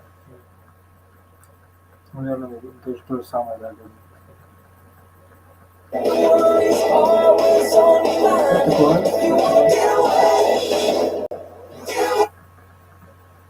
Well, welcome to today's talk. It's Thursday, the 9th December. I want to do a bit of an Omicron update. Still reasonably optimistic, but let's go into some detail straight away on this. Now, this one is the Louise Restaurant Bar and the night of the 26th of November. So this is Oslo, and it's a Christmas party. Pretty early Christmas party, I would say, but nevertheless. Skartex Solar Power Company. One or two returned travellers from South Africa. There was actually two travellers returned from South Africa. Only one of them turned out to be positive, though, for SARS coronavirus 2. Had returned a few days earlier, so had been knocking around as normal in Norway after his return, where there was fairly limited restrictions actually at that time. Now, there's 120 people went to this party. 120, all doubly vaccinated from the Santec Solar Power Company group. And they had their own Christmas dinner and everything. And about 11:30, when it was a bit later on, they started mingling with people outside later on from other guests from the hotel. Now, there were 70 of the 120 tested positive the day after, or in the days after, and 50 others from the hotel as well. So that's a total of 120 people testing positive. So 120 in the original company group, 70 of those tested positive, but they also infected 50 others in the hotel in the same evening. The 26th of November, by the way, was the evening, or the 26th of November was the day where the World Health Organization named the Omicron variant as a variant of concern. Half have tested positive for Omicron. It's more than half, as we said, it's 70 out of 120. 13 have been confirmed with sequencing. The others are assumed to be Omicron from the S gene dropout that we know about. So it looks like most of those are in fact Omicron variant. Dr. Tini Ravlo, Oslo Infectious Diseases. They have symptoms like fever, cough, headache, muscle pain, fatigue. Interesting. So they have got symptoms. There's quite a lot of people are symptomatic in the group. But now, and this was as of yesterday actually, this was yesterday's report, none of them have become severely ill and none of them have been treated in hospital. So of the 120, so far zero have become ill, which is encouraging. And this is actually 15 days ago now, I think. So the time is ticking on. So the next day, one of the two employees recently returned from South Africa tested positive, and then the other ones were found as well. Now, Norway's state epidemiologist, Frode Fordland, sheer number of people infected at a single event, Omicron considerably more infectious than the Delta. So the sheer number of people that are infected, 120 people are altogether infected in that one evening, shows that this is a highly transmissible variant. The Omicron is more transmissible than the Delta. And when we look at what happened to Norway, this is really quite telling as well. Where are we? There we are. So this is Norway throughout the pandemic. So pretty low cases, what we might call first, second and third wave in Norway, but low numbers all the way through really. Until we get to the end here where we see this sudden increase here. And it looks like a lot of this is now on. Where are we? There we are. So this is Norway throughout the pandemic. So pretty low cases, what we might call first, second and third wave in Norway, but low numbers all the way through really. Until we get to the end here where we see this sudden increase here. And it looks like a lot of this is now Omicron driven. So way more numbers in Norway than there ever have been, probably originating, many of them originating in that particular party. So this Professor Forlander, Norwegian Institute of Public Health, he says there's one of the three scenarios for Omicron is that it would be both very mild and very transmissible. So that was a possibility. And he says that is the hope. That is the best scenario we can have. That it's getting, that says milder, but it should be getting milder. That most people will get it. Most people, probably just about everyone, is going to get it. And they will get a natural immunity. So the professor here was clearly saying that this will be associated with a natural immunity, which of course is absolutely brilliant if it's minimal, it's symptomatic disease. It might be that it is now replicated and mutated so many times that this is the optimal position from the virus's point of view to spread widely and not kill the host. So what the virus wants to do is to reproduce as much as possible. And if it goes around killing people, it's going to reproduce less, because if it kills someone, it's not going to carry on reproducing from that person. So it's natural that viruses do evolve to become milder. It looks like this process has been accelerated, as we saw yesterday when we said Omicron caught a cold. In other words, it got a particular genetic sequence from a common cold coronavirus. And the professor in Norway goes on to say, that's what we've seen with other diseases beforehand, so this is a pattern he's familiar with. And of course, it then gets into more like an endemic phase. And this is me speaking, so this is not the end, because we know it's not the end because there's still a lot of Delta going on in the world, and the Delta is not finished yet. But I've said here, nor is it the end of the beginning, because I think we're past the beginning, we're past the end of the beginning, and I think really this could well be the beginning of the end. So if you excuse the melodrama there, I think that's probably roughly where we're at. But it's not the end yet, and I want to tell you why there's things I'm still concerned about. So Delta is still ravaging many, many countries. So here we have the new daily confirmed COVID cases per million people. And we go look at Japan, where the numbers are very low, and India, the numbers are still pretty low. Australia, Canada, South Africa has increased, of course, and we know this is all Omicron in South Africa. The United States, quite high, but we still believe that's mostly Delta, but causing quite a lot of hospitalisations in the States. That's the United Kingdom there. We see Norway, presumably presumably Omicron driven, has overtaken the United Kingdom, but of course we are getting daily more and more Omicron cases in the United Kingdom. Denmark, we know there's quite a lot of Omicron, and Ireland, it's quite unclear why the cases are so high at the moment in Ireland. So that's the sort of demographic, not demographic, but the incidence at the moment, or prevalence at the moment. The number of new COVID patients in hospital permanently, which is probably the most important. This is the data that we have. So Denmark, we do see an increase. Norway, the numbers are low. There's a few days data missing, but the numbers are still low.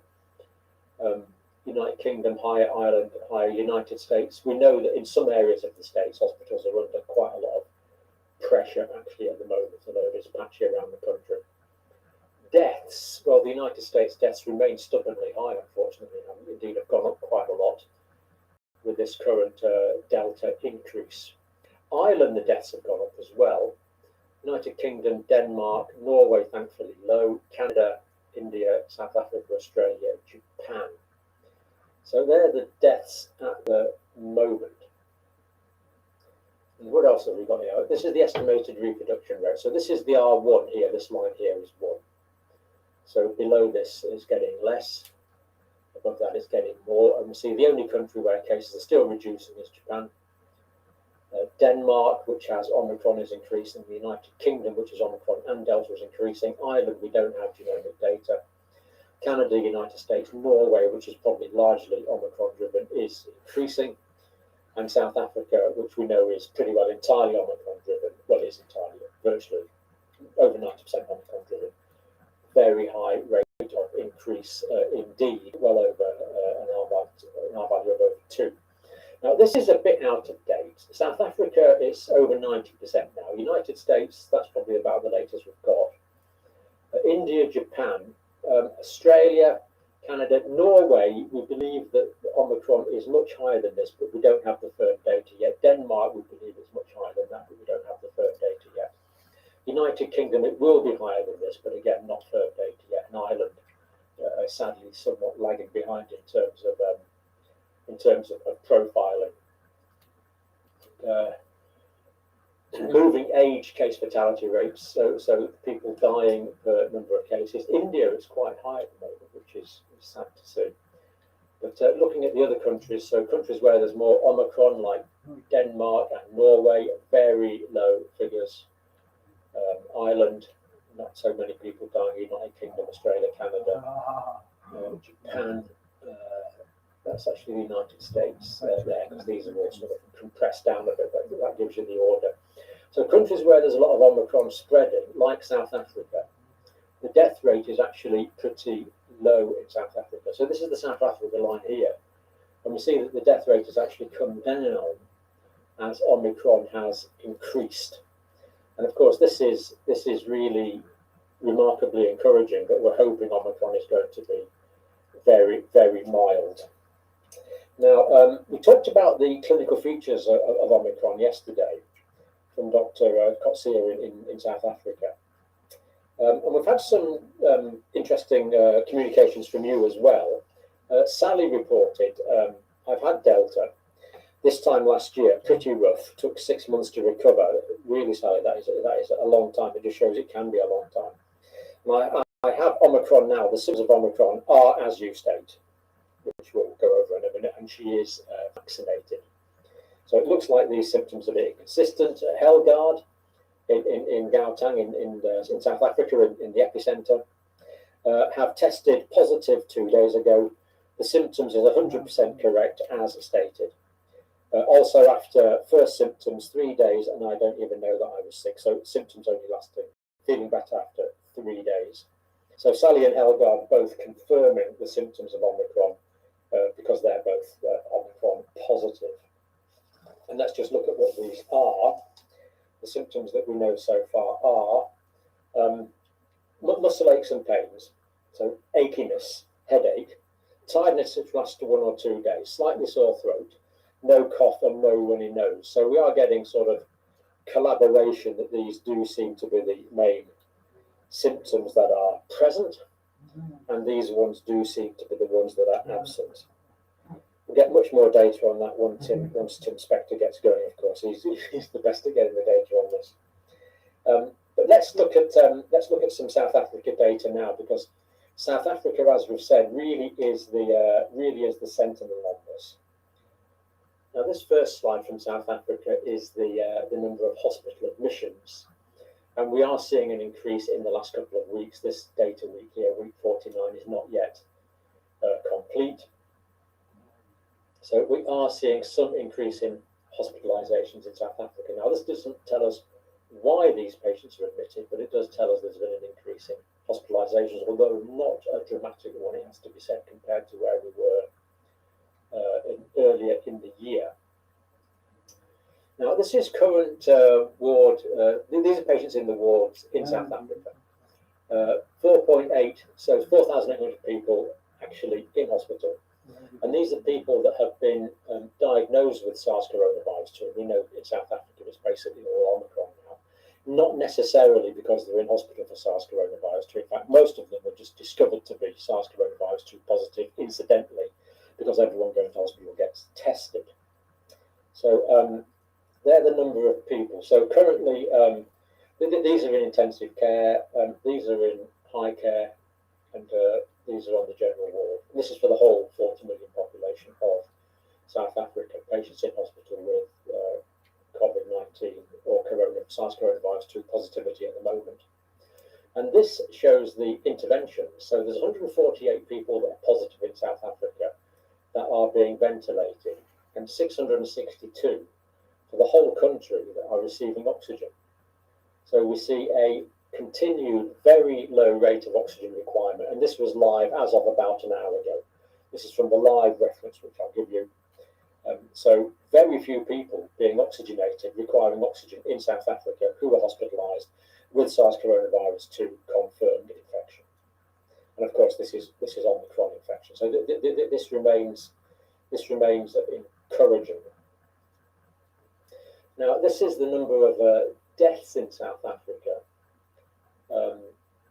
This is for the these are the weeks. So this is 2021. This is halfway through the year, week 25. Deaths went down quite nicely, and we see that so far, is there an increase? Well, in that week there was 102, up from 55. So there is a slight increase, And this shows the weekly reported deaths in South Africa altogether. And this actually is the most concerning slide I'm showing today.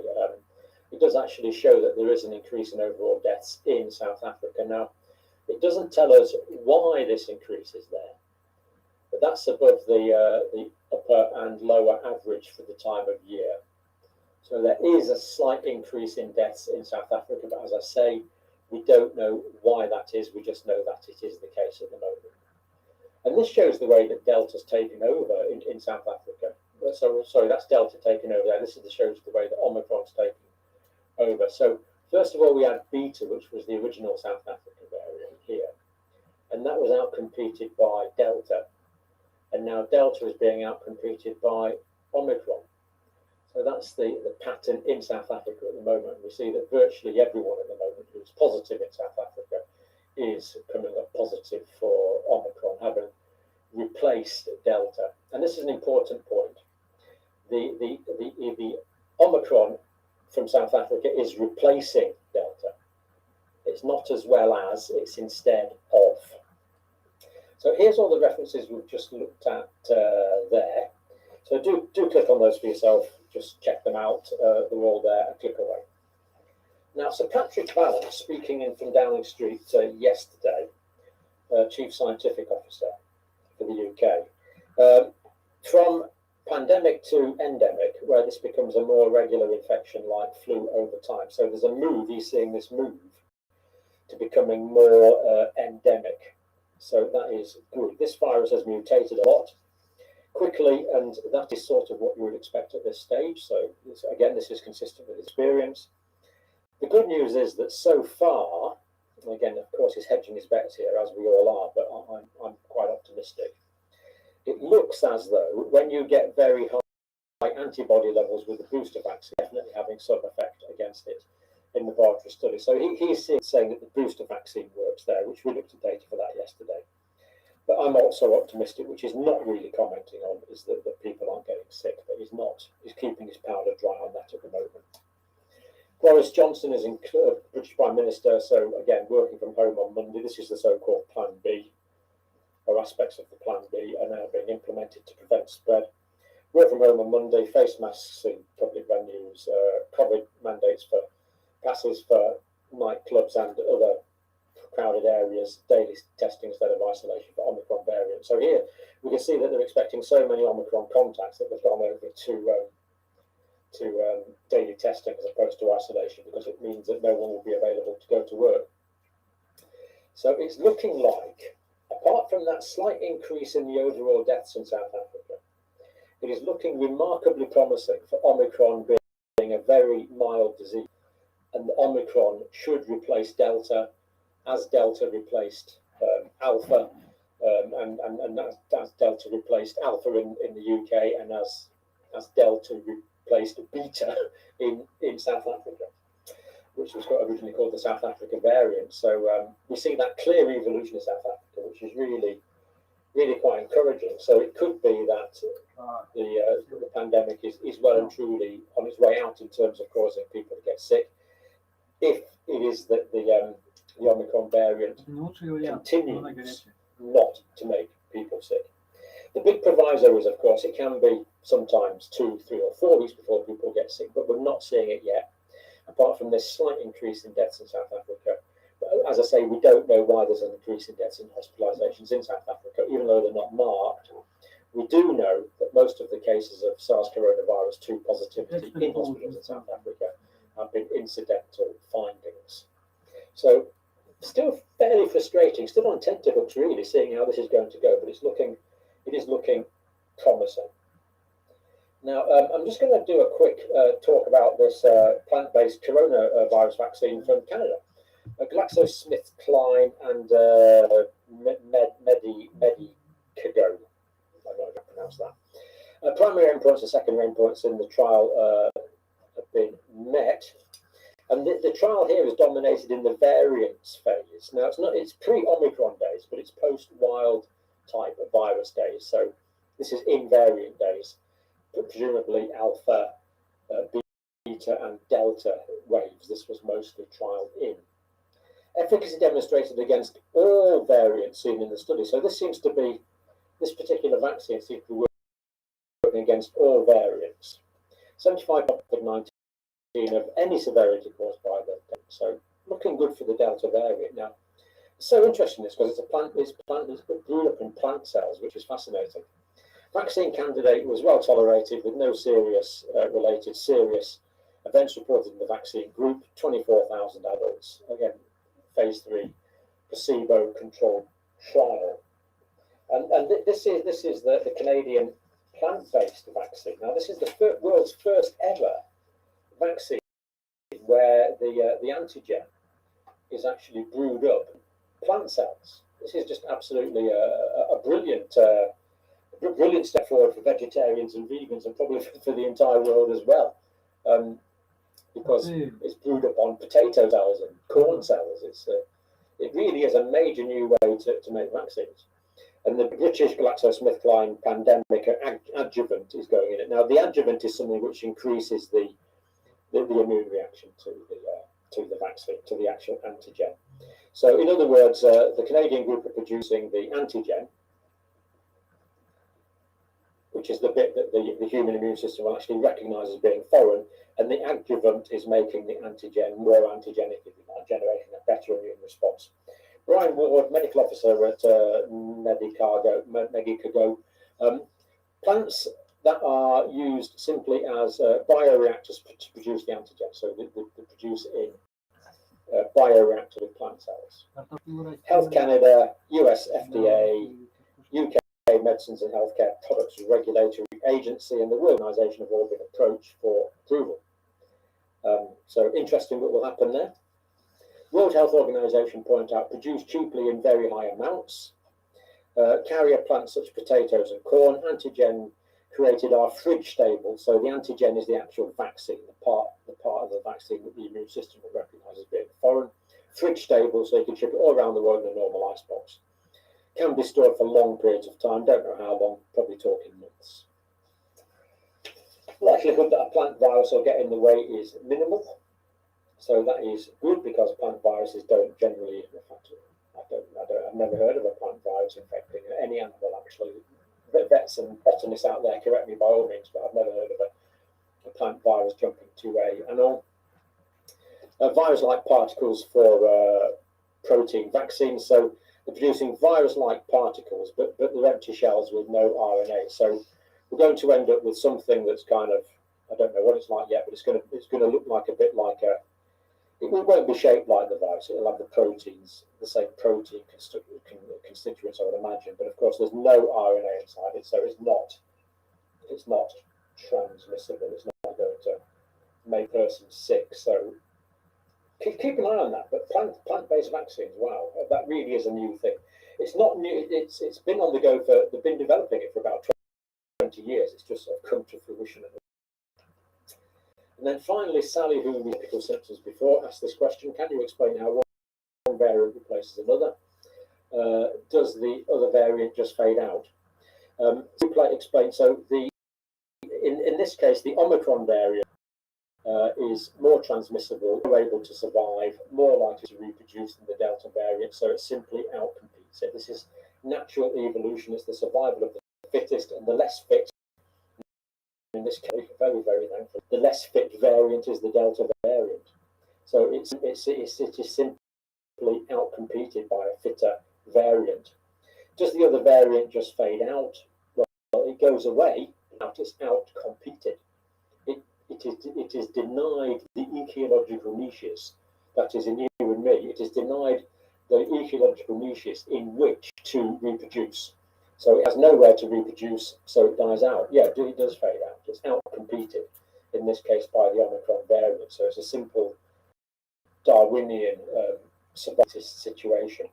So, and as we saw in that graphic, basically there's no Delta reproducing now in South Africa. It's all Omicron, and that is my hope for the world. We really are, the next couple of weeks pretty tense, and but so far it's looking like Omicron could be our way out of this pandemic. Not humans being clever; it's just the natural evolution of the viruses. So, humility there, I think. So I remain optimistic. I'm going to report on this till we've got something definite, and but it really is so far so good. Oh, just before I go, we put the thing on yesterday for free downloads of the books, not my books. Lots of people have done that, and I was actually talking to my. These are free in PDFs, of course. I was talking to a technician about it, and he says that he thinks that since the middle of last year we've downloaded about 90,000 copies. So I'm just so pleased. You sit there, writing books, and your whole life ends up going into these flippings. It takes ages, and then sometimes you'll spend all day writing. You think, God, I'm really tired after days writing. Do you think anyone is ever going to read this? And the idea that 90,000 people have downloaded it and reading it really is it really is great for all the happy days. But all the days I spent writing these two books, there were quite a few of them. So delighted they're being read, and hopefully the diagrams are being coloured in and all that kind of thing. So I draw the diagrams. I'm not artistic, but I just enjoy simple diagrams like that, and put the labels on and kind of explains hopefully what's going on. So free downloads, help yourselves, and 100,000. That would be brilliant. Okay, thank you for watching.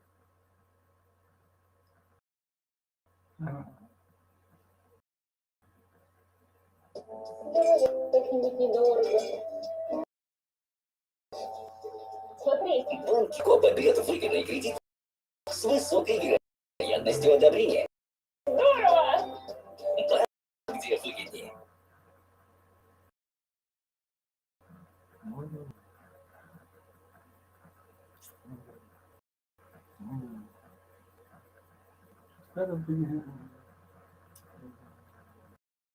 А зачем?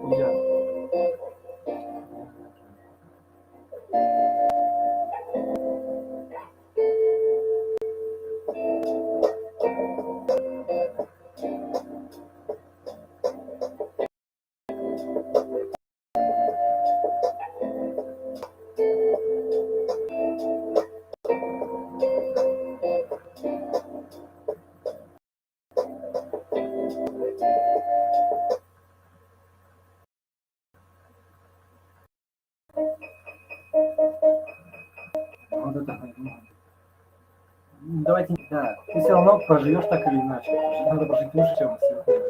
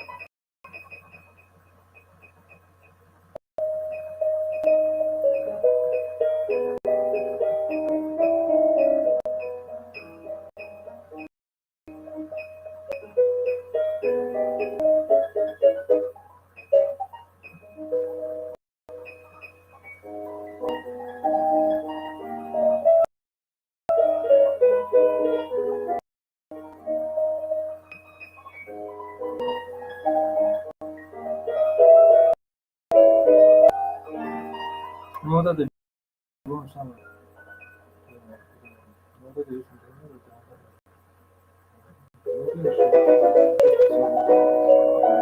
вызов.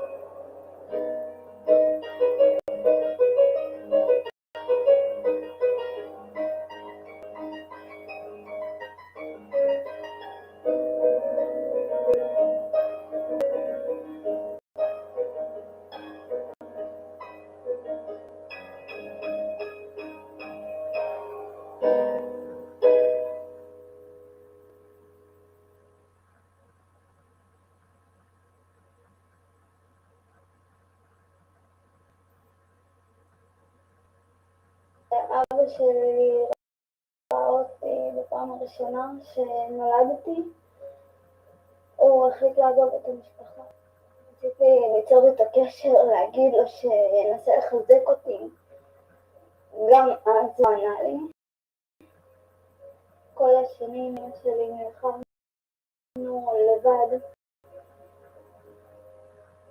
קוראים לי אריאלה, אני בת 16, נולדתי עם תסמונת גולדנהאר. אני עכשיו מתמודדת עם שמיעה שהיא יורדת מדי פעם, וזה סולל שאני יכולה להיות חרש, וגם יש לי ירידה משמעות.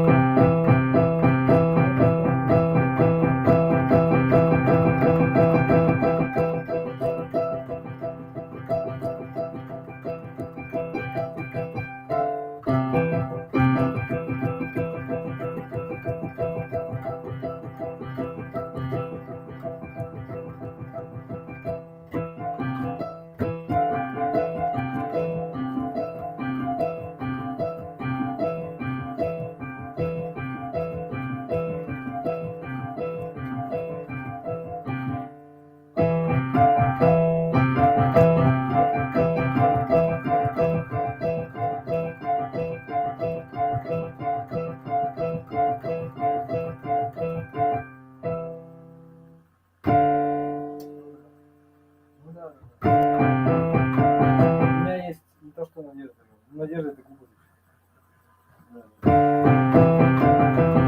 Да. Сможешь это сыграть так? Просто.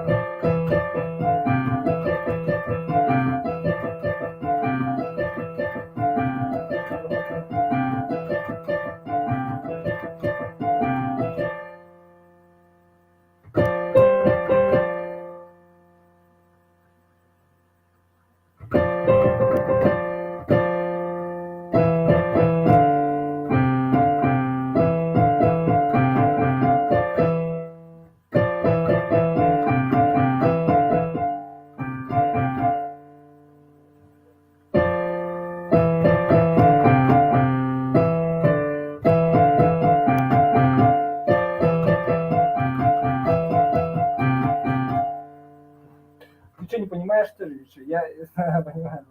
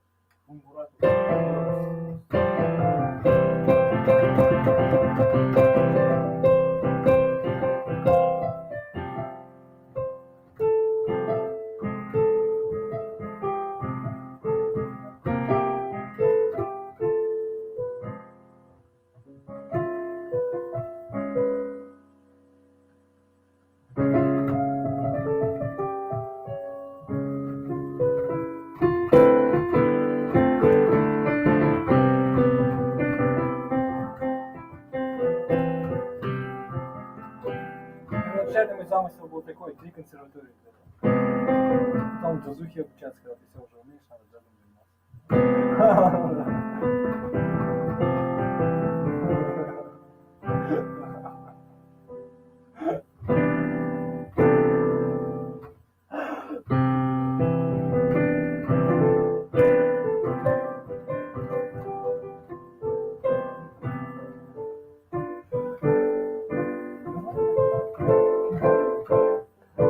Ну, может, не так, чтобы, но изучить надо обязательно.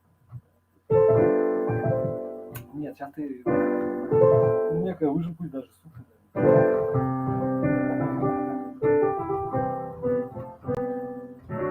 Первый исток.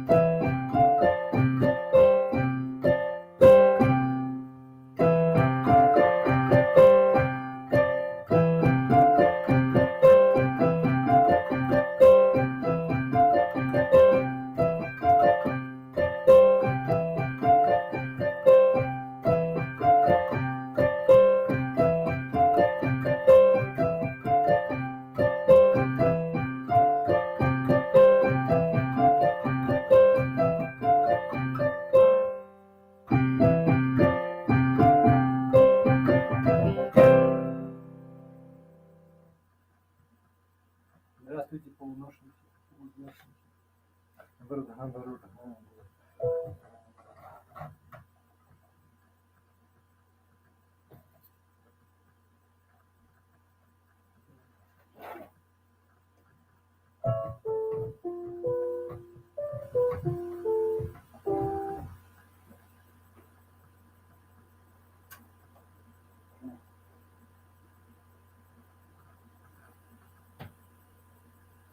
Сейчас что, надо жрать. Спать. Надо 12.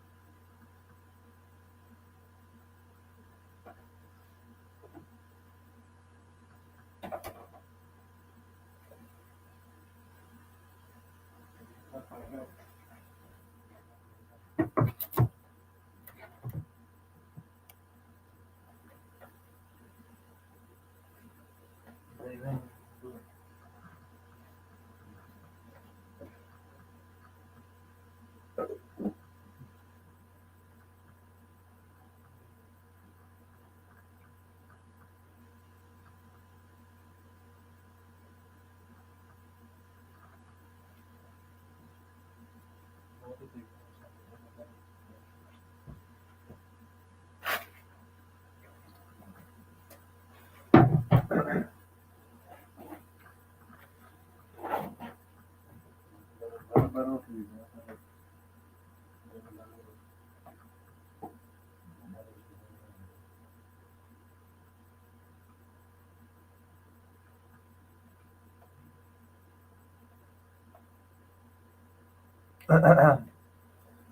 Ладно.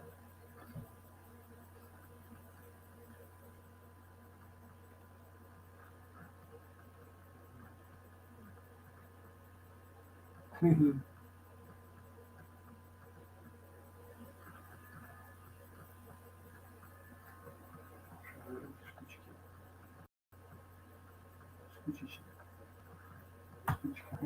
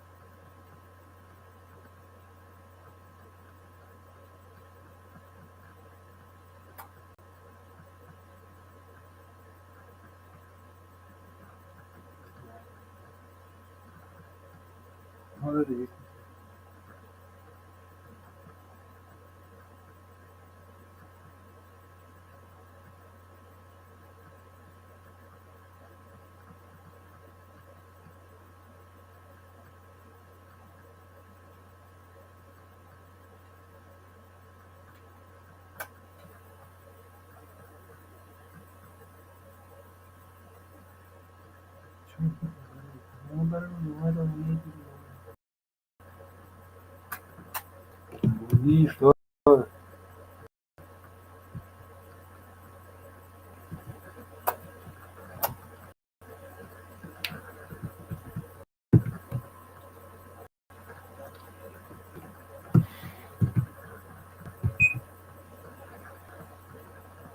Hi, and welcome to another episode of Piano TV. So today we are going to talk about a composer that has been requested a lot, and that is Franz Schubert, who was very sort of unhappy composer. He didn't live very long. He only lived to age 31. So in today's video, what we're going to do is we're going to talk about his life, his personality, his death, and not too much about his music, because I'm going to save that for the next video, just so we can give it like full coverage, so I don't like let him down. He had a lot of music, so there's a lot to talk about there. So anyway, let's just get right into it. Schubert was born in 1797 and he died in 1828, so a very short life. And that time period makes him a transitional composer from the classical period to the romantic period, much like Beethoven was in his later years. He was born in Vienna. His dad was a teacher and his mom was a housemaid. He had a pretty humble origin. He had some brothers and sisters to his dad's school where he received music lessons and, from his dad and also from his older brothers. It was actually Antonio Salieri who first took notice of Schubert's talent as a vocalist, especially. So if you've ever seen Amadeus, which you should, it's an awesome movie about Mozart. Salieri is Mozart's rival movie, and it's speculated they were rivals in real life as well. So Schubert was accepted into the Stad Convict School at age 11, thanks to Salieri, and he had a vocal scholarship for it. Once Schubert's talent became even at such an early age, like young to mid, he was writing a lot of compositions, and he was leading the symphony at the school sometimes. Antonio Salieri decided to take a special interest in him, like private tutoring and stuff like that. So that takes us to the year 1814. Schubert was 17 years old at the time. And I'm done school now, and he went to work for his dad, as sometimes do. So he worked as a teacher at his dad's school, but he hated it. Schubert wasn't really like a working kind of person. Around that time, he fell in love with a girl. I almost sang that, but I didn't.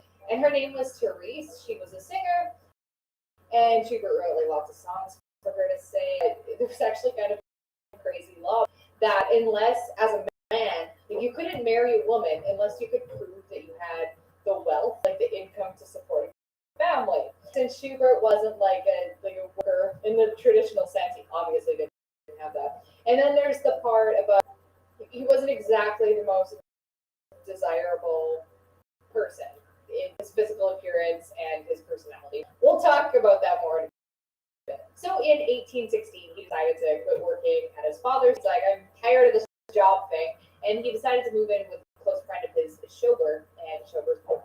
At first, Schubert tried to sort of half-hearted, doing private music lessons, but he wasn't really into it.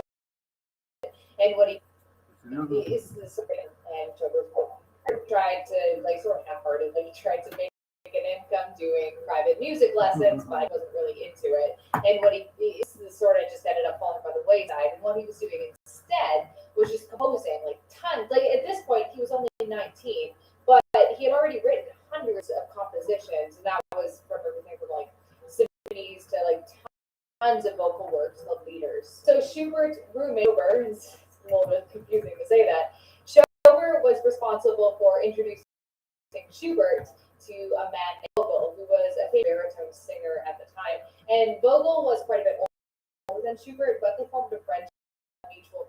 And Vogel, since he was sort of famous and influential, he brought Schubert into the Viennese music scene. And because of Vogel, Schubert made a lot of really important friends and a lot of really important things. And they used to like all have parties where Schubert would like play music at these private parties, and Vogel would do the singing. And Schubert wrote a lot of pieces with Vogel's voice in mind, and he did that a lot with his music. He wrote with specific singers in mind. So around this time, Schubert, he wasn't having any luck with publishing. And even though he was writing tons of music, he just wasn't very well known, so people really weren't publishing him.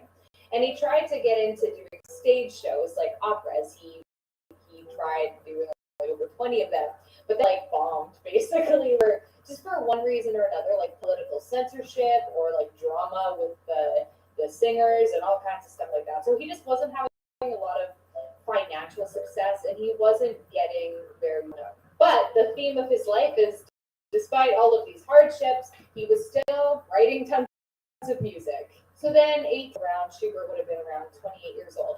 And you know, like he was starting to have some successes in life. He was making a little bit of money.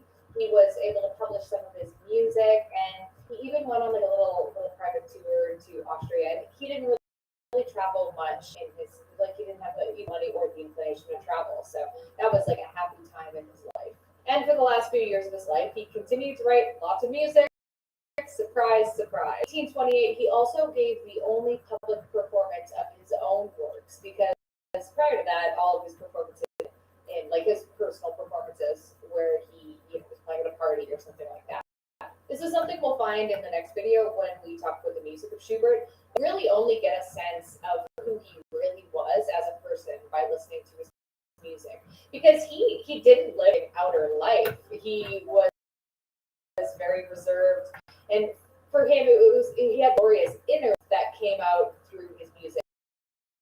So it's only his, you can really see his brilliance. It wasn't in his outward personality. But before we get into all of that, talk about his death, because that's next. It happened 28. That's about where we are in his story. So Schubert officially died of typhoid fever in 1823. He did contract syphilis, and I mean the official records state that he died of the fever, and that's probably true. But I think it's a possibility that there were some symptoms of syphilis and mercury poisoning playing into it. His life, like especially the last year, Schubert was like pretty confident. He knew that death was he was like pretty in touch with that. He was expressing his fears to his friends, and he was expressing a lot of death in his music. And a couple hours before he died, when he was delirious, he grabbed his doctor's arm and here is my death. So Schubert knew it was up. So as for the mercury, it was a really common thing back then to treat syphilis with mercury, with medicine that had mercury in it. So it was a pretty common thing to happen at the time. It was conclusively if you like actually died from the fever, or if there were just some symptoms of mercury poisoning, or like a little bit of column A, a little bit of column B. But regardless of his manner of death, the one thing that at least say is his death happened pretty quickly. So, I mean, maybe that's a small thing. He actually, his final illness was actually only a couple weeks long. And he'd only been like really considering the possibility of death for a couple of years at most. Whereas some composers, like they spend decades, like not even just years, but decades writing. So in a way, it's like what's worse? He could have maybe lived longer with more music, but then he would have to suffer for a lot of long time. I don't know. This is a melody channel. Schubert was buried Beethoven as per his request in his birthplace of Vienna. Schubert's early death at age 31 was obviously a huge shock to his friends. But by only living for 31 years, it blows my mind how much music he wrote. He wrote over 1,500 songs. Like, think of that for a second. And not all of them are just like little tiny leaders that are like 2 minutes long. Some of those are symphonies. 1,500! Schubert never really achieved fame in his lifetime. He had a social circle of musicians who considered him a genius, and some people in his social circle were quite famous at the time. But Schubert himself never really made it. And I think there's a few reasons for that we can talk about. I mean, I think part of it is he was maybe a little bit before his time. He was on the new generation of music, but being a transitional composer, maybe some of his music didn't exactly resonate with people at this time, and more it resonated with the people after his death. Because there were a lot of romantic composers, especially Liszt, who helped to bring Schubert's music into the public eye. And what Liszt did is he songs by Schubert and he arranged them for piano. And he, like, obviously everything Liszt touched turned to gold. So he was a really big proponent to Schubert. He said that Schubert was the most poetic musician who ever lived and was a big force in bringing Schubert's music to the light. There were other romantic composers too, Mendelssohn and Brahms and Schumann, who all championed Schubert's works and helped, bring him out of obscurity. And now, obviously, he's one of the most famous composers we lived, but it was largely because of these guys. There were people like Berlioz and Dvorak who really liked and did his symphonies. So, yeah, lots of love for Schubert from the next generation. Schubert was not a beautiful man. In fact, his friends called him Schwammerl, which translates roughly to little mushroom, because he was really small. Like, he was, and he was also stocky. He was less than 5 feet tall. He was just a little guy. And aside from, being really short, he was also nearsighted, and he wore glasses, like spectacles all the time. And he wasn't a very outgoing personality type. Actually, he was quite the opposite. He's very shy and sort of antisocial, so that didn't help him very much in the romance department. I think a big part of why Schubert never achieved fame, I don't mean it in a hard way, but I think part of that was his personality. And he was just not a self-promoter, is I guess maybe a better way to say it. It's not that he necessarily had a bad personality. He just wasn't social. I mean, word of his talent really was only confined to his small but influential, but small social circle. Like, he put himself out there. But the thing I find really cool about Schubert is he had, like, such clarity about his life purpose at such a young age that, like, so many people never achieve. Like, he actually wrote, "I've come into the world for no purpose but to compose." And because of this single-minded focus, like, he really did that. He succeeded in his life mission. And because he was so single-mindedly focused only on composing, he didn't care about promotion. He didn't care about, like, putting himself out there or, like, being a social person. He knew what to do, and he did it. I mean, in a way, his music got promoted anyway. He's a very famous composer now, so you could even say, even though he wasn't famous in his lifetime, and he didn't care about fame, he didn't care about wealth, people still ended up promoting him, and his music still got out to the world. So we can't say that was a character flaw. So ultimately, Schubert was a happy, unsocial guy, but on the inside, in his inner world, the world of his music, there was so much beauty and inspiration and exuberance and joy. So he's really like a great example of the old saying that you can't judge a book by its cover. So that is all for today's video on the history of Schubert. We're talking about his life, his personality. So in the next video, I really hope you'll come and visit me for it. We're going to explore the music of Schubert, his musical style, the things that he innovated, and all that good stuff. So thank you so much for watching this video. If you enjoy history videos and these kind of videos in general, give them a like. I really appreciate it when you do. Any requests for future videos, as always, feel free to leave a comment in the little area below. See you guys next time.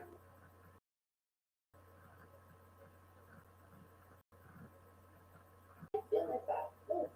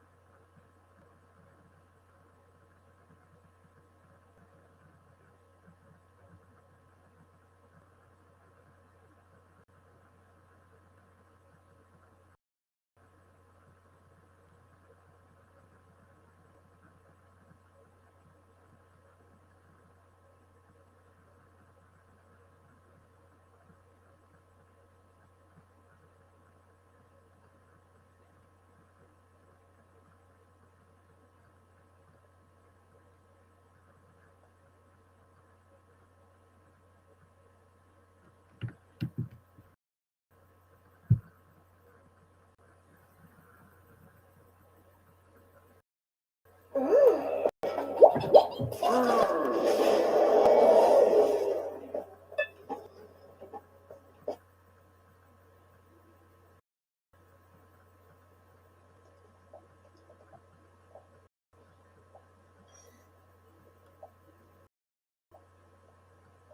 辺で一回休まない？私ちょっと疲れました。そうだね。だいぶ歩いたし。ロックさん、いいですか？もちろん。リノア、ありがとう。うん。そこで休もうよ。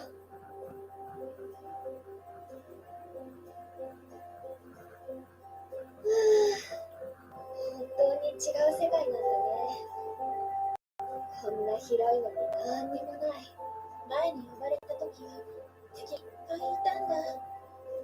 何にもないけど平和になったよ。ユーナたちが一生懸命戦ってくれたから神様たちの闘争が楽しい大会になったんだよね。信頼できる仲間の情報だ。間違いないぜ。仲間って違う世界の人？ああ、俺は全員初めましてだ。そういうのいいよね。普通に過ごしてたら絶対会えなかった人たちとつながれるんだ。私も前の闘争で頑張れたのは違う世界のみんなが一緒にいたからだよ。会えたら紹介してね。遠まで行けば誰かはいると思うぞ。みんな何度も来てるって慣れたんだ。そうなんですか？来たついでに闘争を手伝うんだってさ。任務の一環だと割り切ってるらしいぜ。眉間にしわ寄せて言ってそう。当たってる。そういう人よーく知ってるの。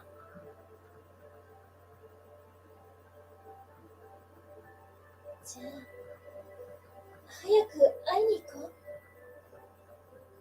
う。もう行き違いにならないように。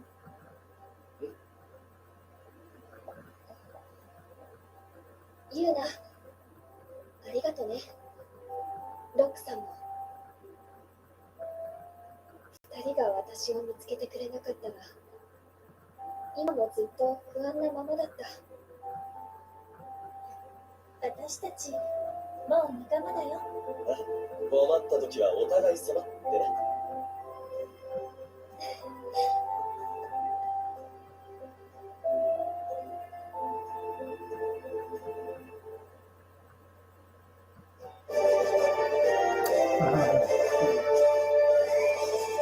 楽しいとあっという間だね。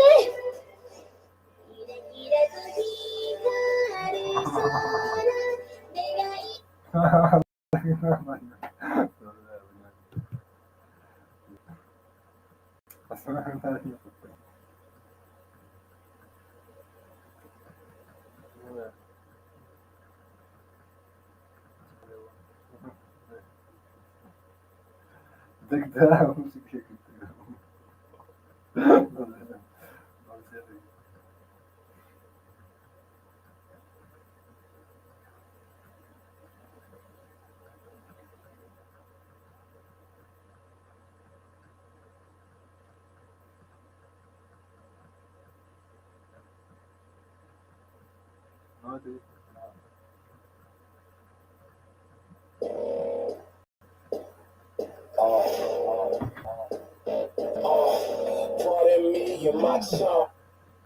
I am here to sign a document betting $10,000 that my last video is in fact correct.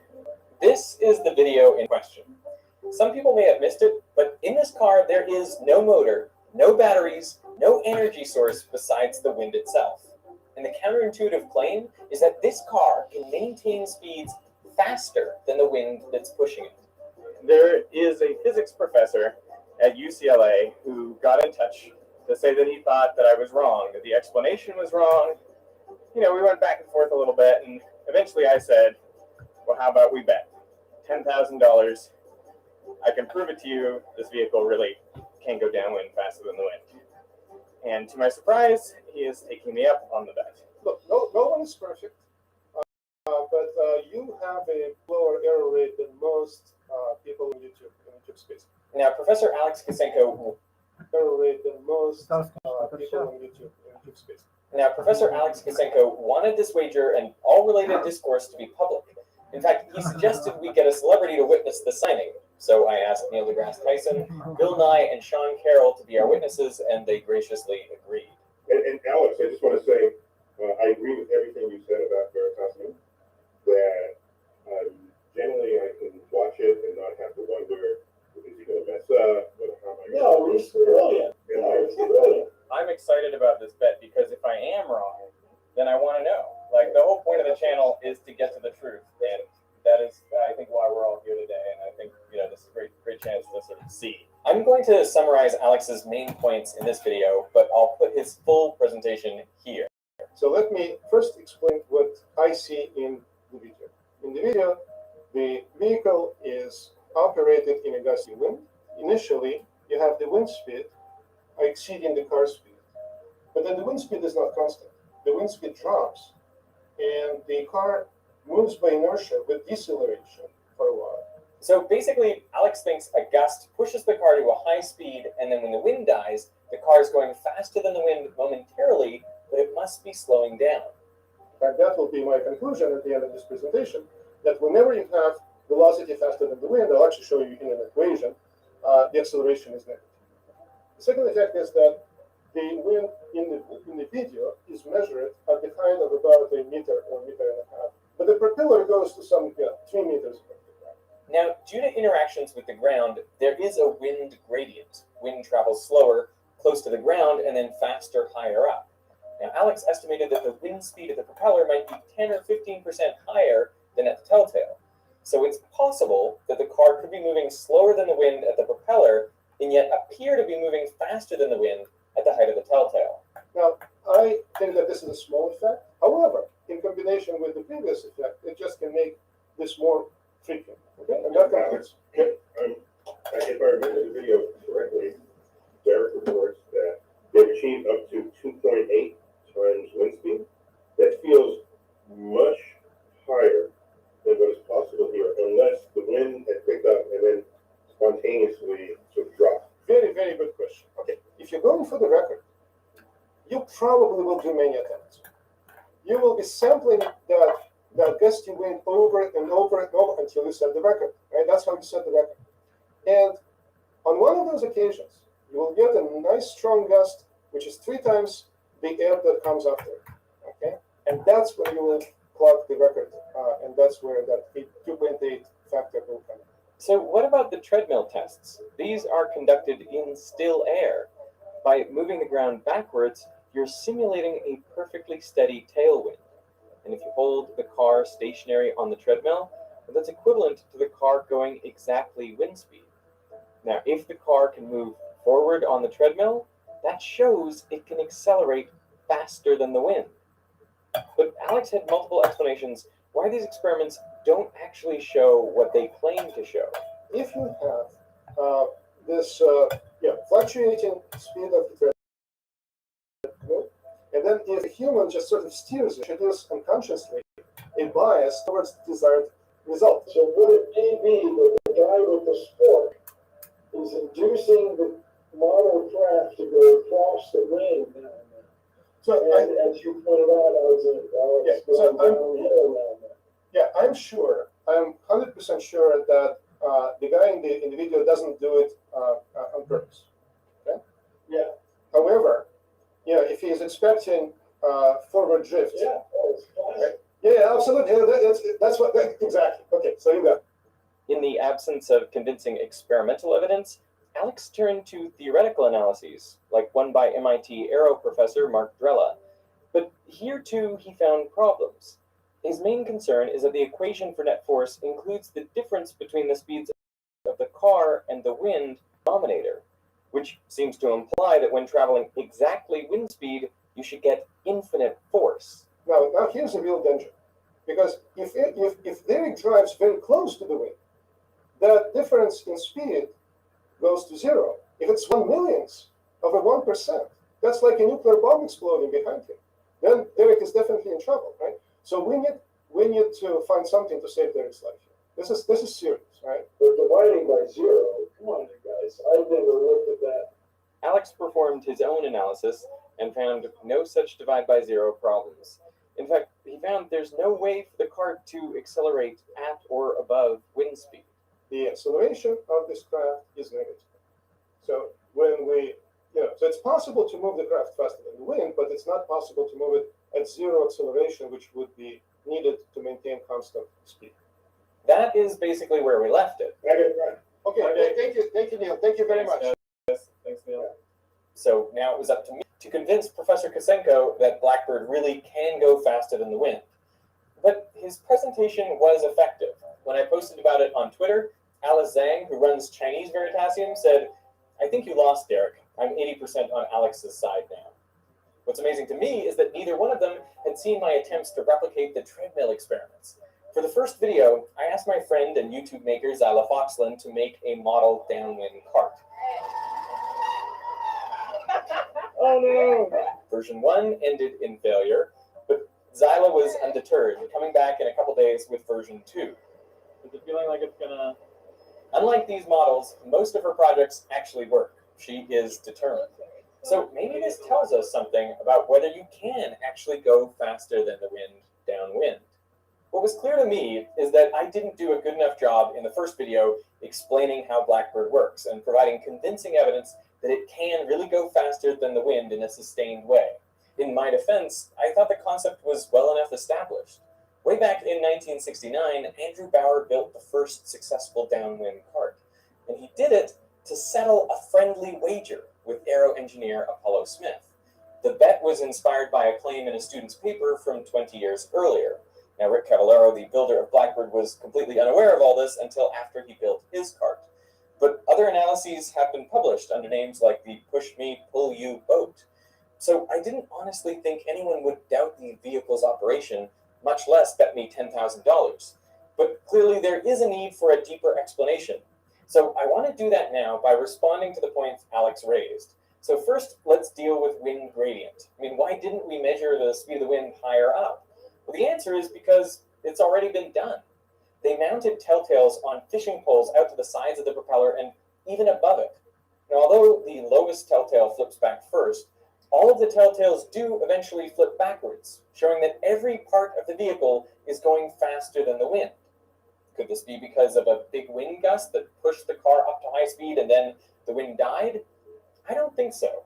Even though I didn't have a speedometer in the car for my runs, someone on Twitter pointed out that we could use the rotation of the back wheel to determine the speed from the video footage. This shows that even after the telltale flips backwards, the car keeps accelerating. Another thing I want to point out is that if wind gradient or gusts were the reason that the car travels faster than the wind, well, you'd expect the telltale to jump around or at least not point straight back at me. But it consistently does for over 30 seconds until I had to hit the brakes to avoid crashing into parked vehicles. But if that's not enough for you, when Blackbird achieved its record speed of 27.7 miles per hour in a 10 mile per hour tailwind, it was still accelerating. And we know this because there were multiple GPS units in the car and wind speeds which were measured at the height of the propeller at multiple locations. The highlighted section shows the 10-second measurement period over which the record was set. Also, in 2013, the US Physics Olympiad semifinal exam asked questions about Blackbird, like, can it go faster than the wind downwind? And upwind. The solution says both modes are possible. And with sufficiently low energy loss, any speed is possible. Now, I'll admit that the evidence I showed in the first video was not definitive. Wind gusts or gradients could have explained the observations. But now that you've seen this evidence, are you convinced that Blackbird can go downwind faster than the wind without slowing down? Well, Professor Kosenko was not convinced. So I want to explain how the car works so clearly that no one, not even the professor, can doubt what's going on. The first thing to know is that the propeller doesn't work like most people think. It's not working like a windmill. It doesn't turn the way the tailwind is pushing it. Instead, it turns in the opposite direction, working like a fan to push air backwards. This fan is powered by the wheels, which are connected to the propeller by a bike chain. So at wind speed, the car can keep accelerating because the wheels turn the fan, which blows air back, generating forward thrust. Now the big question is, To drive the fan, there must be a backwards force on the wheels, which tends to slow them down. So why isn't this force bigger than the thrust from the propeller, causing the car to slow down overall? Well, the answer is the wheels are going so much faster over the ground than the propeller is moving through the air, so the thrust force can actually be larger. I'm going to do an analysis in the frame of reference of the car. Thrust force can be so much faster over the ground than the propeller is moving through the air, so the thrust force can actually be larger. I'm going to do an analysis in the frame of reference of the car. And the important equation to know is power equals force times velocity. So at the wheels, power is input into the system by the ground moving underneath the car. The power generated is the force of the ground on the wheels times the velocity of the car. At the propeller, work is done on the air as the propeller pushes it backwards. The power out equals the force of the prop on the air times the speed of the car minus the speed of the wind. The prop is going slower through the air due to the tailwind. And if we assume no losses, then the power in at the wheels equals the power out at the propeller. From this equation, we can see that the force of the propeller will be greater than the force of the wheels. And since the propeller is pushing air back, the air applies an equal and opposite force forward on the prop. This is the thrust force, which will be greater than the backwards force on the wheels. So this car works like a lever or a pulley. By applying a small force to the wheels over a larger distance, the propeller can apply a larger force over a smaller distance. This is just like when you're riding a bike going uphill. You move the pedals fast, but with smaller force, to make the wheels move slower over the ground, but with a bigger force. But now we've run into the divide by zero problem that Professor Kosenko warned us about. When the speed of the car is exactly equal to the speed of the wind, it seems like the propeller can provide infinite force. That can't be right, can it? I mean, is our analysis flawed? And the answer is no, for two reasons. First of all, this is exactly what you'd expect, theoretically, with any lever or pulley. If one arm of the lever is zero, then you can lift an infinite weight with any amount of force on the other side. The catch is, its displacement will be zero.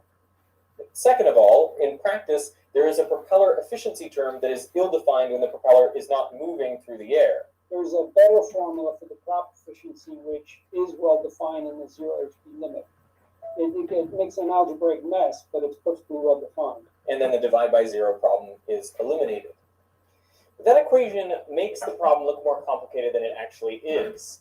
You don't actually need aerodynamics. Here I have a little cart with a big wheel that rolls on two smaller spools. And what I'm going to show is that when you have two media moving relative to one another, well then if this car is in contact with both media, it can actually move faster than their relative velocity. So as I push the board to the right, you can see that the car goes down the board faster than the board is moving. If you look carefully, you'll see that the big wheel isn't turning the way that the board is pushing it. It's actually rotating in the opposite direction. That's just like the propeller on Blackbird, which pushes back against the air, and that's how it's able to go faster than the wind downwind. Now you can build one of these cars for yourself at home, or you can build a model downwind cart. I told you Zyla was determined. Yeah, I'm going to make the claim on camera. I think it's going to work this time. We're changing the propeller. It has to work before we get kicked out of the treadmill store. Does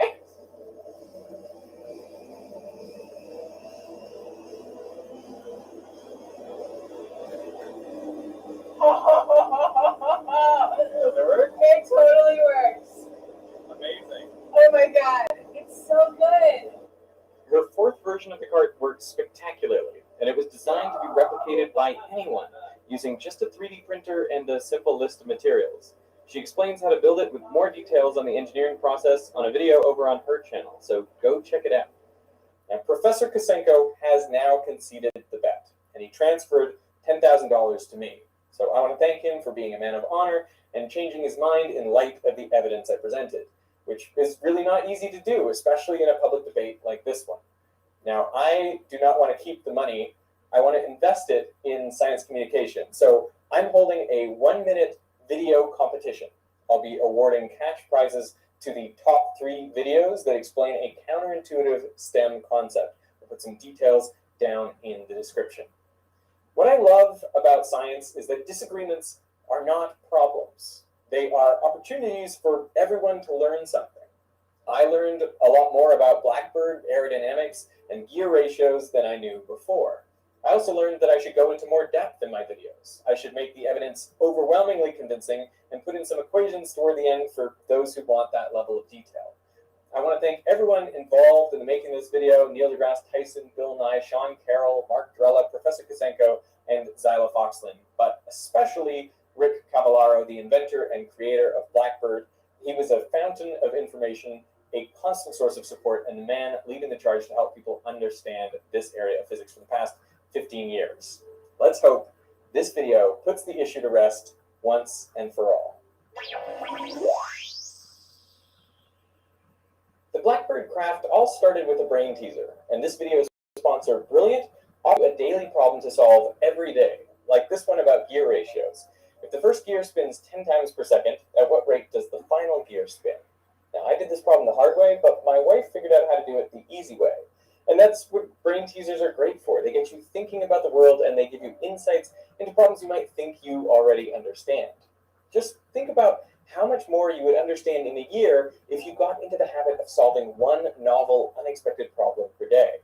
And while you're at it, why not take one of Brilliant's courses, like on computer science, neural networks, or classical physics? Even physics professors can benefit from some lessons on frames of reference.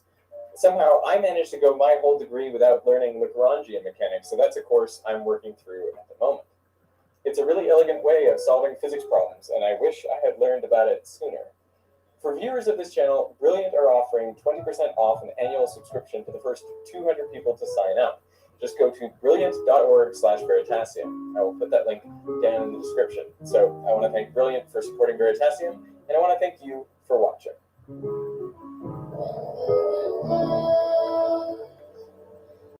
I shelter you.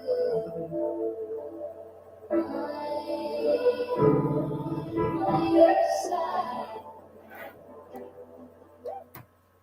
Нет, надо что-то.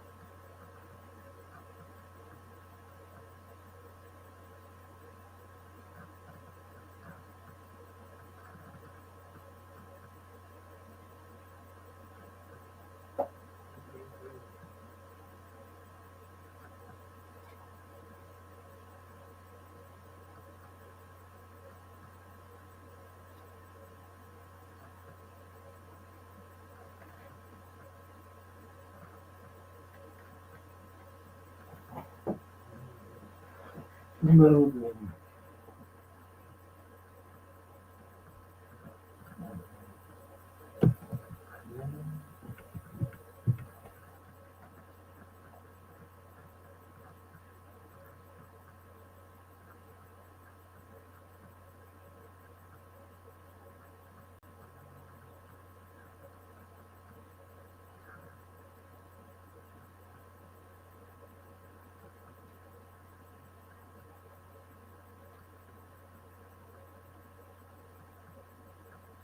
Вот это действительно.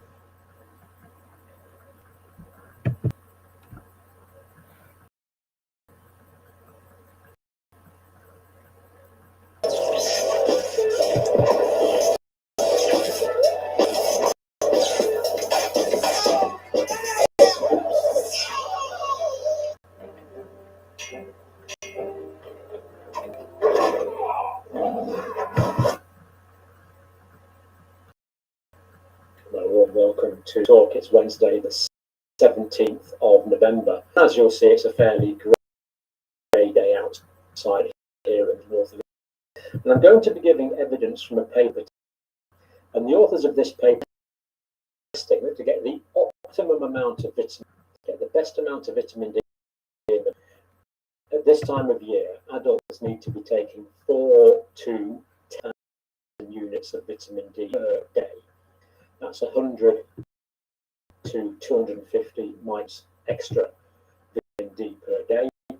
And they're also suggesting that with this, we take 200 micrograms a day to make sure the calcium that's released by the vitamin D goes into the bones and not into the tissues. So I'm going to do this video in 2 parts because it's quite involved. So I'm just going to give a short video now where we get main points of this across. They've got 5 or 10 minutes. So COVID-19 mortality, which correlates inversely with vitamin D3 status, is what this paper is about. In other words, you're more likely to die if your vitamin D is. And they're saying that death rate could theoretically be brought down to close to 0. Now, of course, they're not saying that death rate ever would be 0 because there's always other factors involved, but this is a theoretical consideration, but it shows the power, potentially, the beneficial power of increasing our levels of vitamin D in the blood. And it's a systematic review, meta-analysis. Now, this is the paper here, and of course, I always put the links to it. Heidelberg and Tübingen in Germany. It's a very impressive paper, actually. You can download the PDF. You can get I think this is the full text version I'm on here. So there, and this actually is very, very well written. It's properly translated. It's quite legible. You will understand it. It's not in scientific gobbledygook at all. Let's get straight down to it. Calcifidiol, that's the active form of vitamin D in the blood, correlates strongly with SARS coronavirus to infection severity. So no one really disagrees with this. The question is that some people are saying, well, it's actually the fact that you get sick that lowers your vitamin D levels. Well, I think it's people with low vitamin D levels actually get sick in the first place, and that's what this paper is about, and that's what this paper argues for strongly and, in my view, convincingly. And the fact that authorities haven't taken this on by now really is, well, it's just inexplicable why they haven't taken it on by now. This really needs to get its way into public health, government ordained advice, and it's simply not getting there. So is it cause or effect? So we believe it's cause, and that's what this paper is arguing for. Now, the strength of our immune system, more or less neglected by the responsible authorities, and I think you have to say this is right.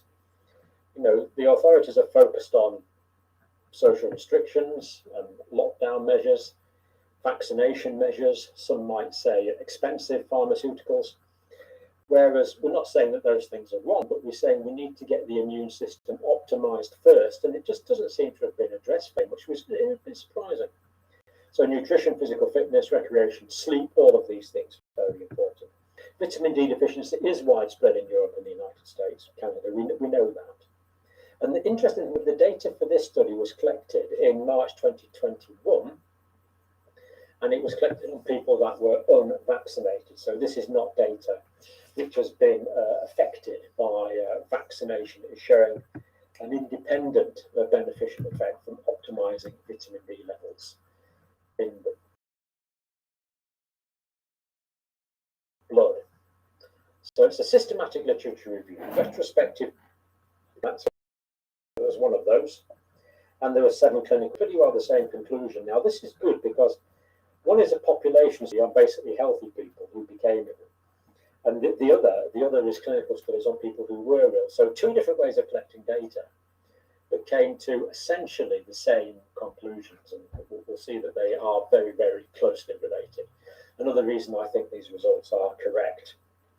Reported vitamin D levels pre-infection or on the day of hospital admission. So the big thing about this was they took people into the study who they knew what the vitamin D levels were before, or they took it on the first day of hospitalization. And the key thing here is this is before the illness would have had a chance to lower their vitamin D levels. So it's not after the illness has lowered their vitamin D levels, it's what their vitamin D levels were to begin with. Of course, people with lower vitamin D levels did worse. People with high vitamin D levels did better. Of course, they corrected the results for mortality rates for age, sex, diabetes, all the things you would expect. It was as a well-controlled study. Now, the results, what they found was a negative Pearson correlation between D3 levels and mortality risk. Now, this Pearson correlation is just a statistical tool. And it's a negative correlation. In other words, as vitamin D levels go up, illness goes down. Or as vitamin D levels go down, illness goes up. So just to clarify that, because I know that can be confusing. So if we look at smoke lung cancer, we could look at towns or countries where there's people that smoke more get more lung cancer. So we kind of get an upward trend like that. That would be a positive correlation like that. More smoke causes more lung cancer. That's how the cause of lung cancer was first identified.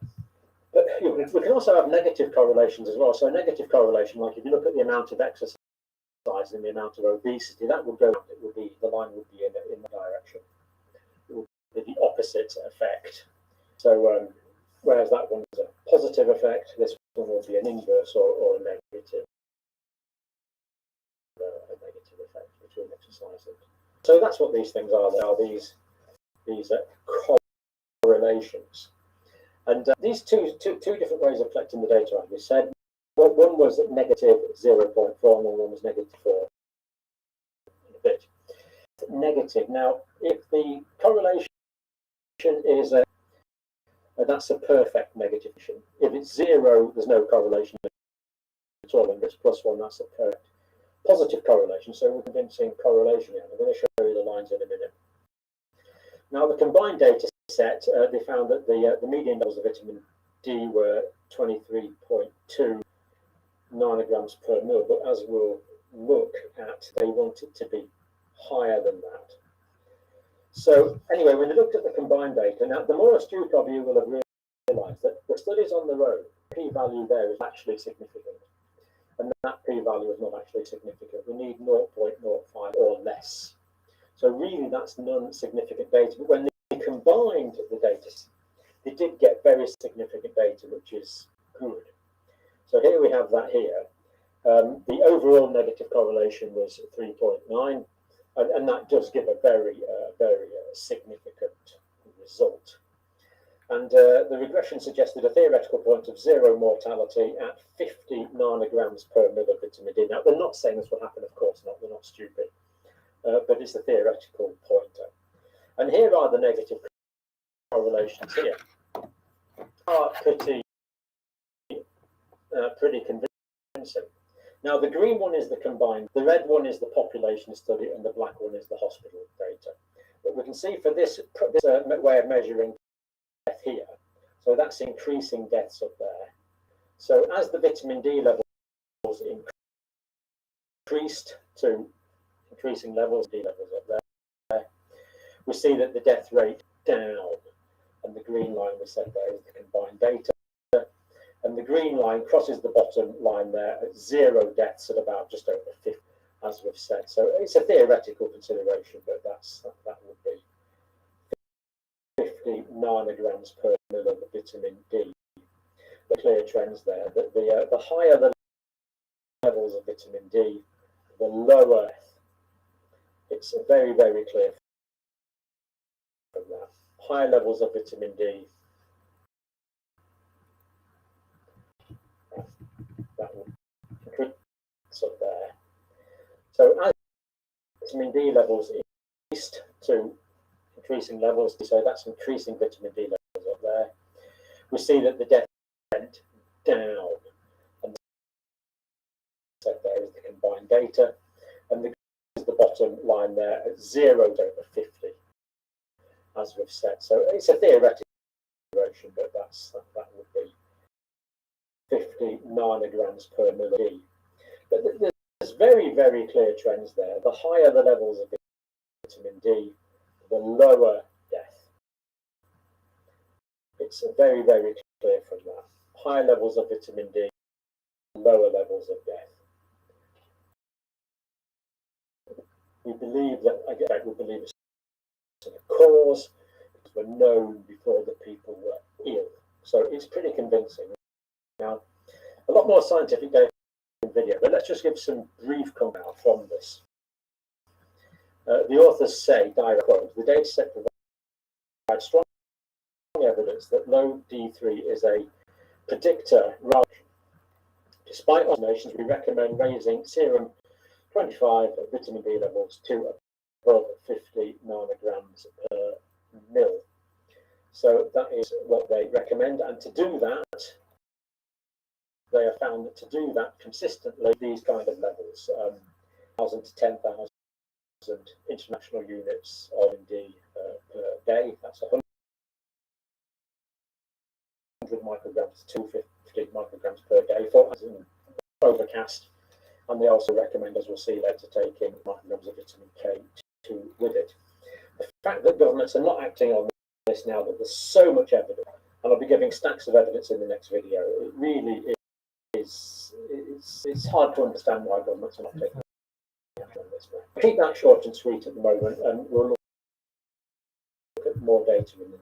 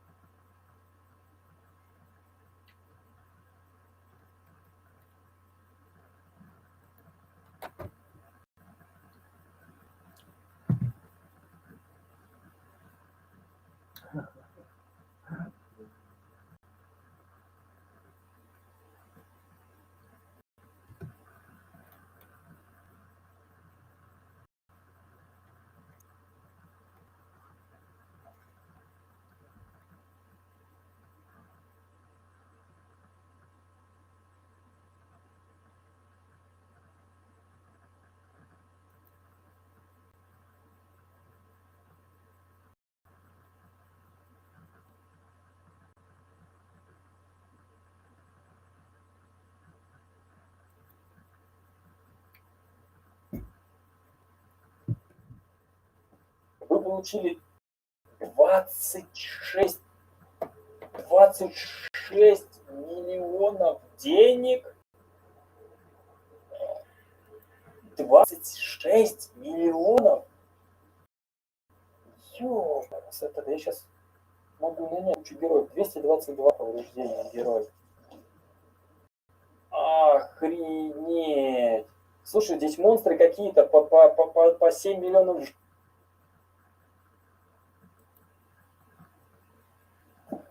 I feel like what I'm really finding out is just waste a good part of my life on this. So let's try it. You talked to a psychologist and she was like, need to get a girlfriend. But to be fair, I don't know that I have 5 pianos and I just bought a house so I can fit more of them. But the problem with owning a lot of pianos is that pianos are so hard to keep in tune and years of experience to tune them perfectly yourself. And that's where piano technicians comes in. If you follow my channel, you know that I always hire my friend the piano tech to come over and tune my pianos professionally. That's why the following news made me really sad. Right after I bought my house, I got an email from the piano tech. He told me that he's moving far, far away from me. He capital of Sweden, 500 kilometers away. And first, I got really sad because the reason that you're subscribed to my channel. Then I realized that, wait, who's going to tune my pianos now? So I asked you guys for advice and you gave me an idea. Let me give you the pitch. A piano has 230 strings, and these strings are getting hit by a total of 88 hammers. If I exchange every hammer with an actual tuning fork and modify the forks to match the notes on the piano, I will have the first piano in the world that will never go out of tune. I mean, it will, but let me show you. Okay, so I assume that you completely didn't understand the idea, because everyone knows tuning forks exist, but we don't know really why they exist. So I spent 1% of a whole day learning about tuning forks just so I can quickly teach you how they work. Don't get lost here in the video. So you just hit it at something and it plays a note. But that's the thing, the fork already plays a musical note by itself. And since they can impossibly go, I can easily use them as a reference whenever I need to retune my piano. And not only that, I can't even imagine what playing this piano will actually end up sounding like. I still don't know why it exists. Now when you're much wiser, let's go get another victim to experiment on. I told my piano dealer I will be there in 10 minutes, so let's go. Audio Jungle.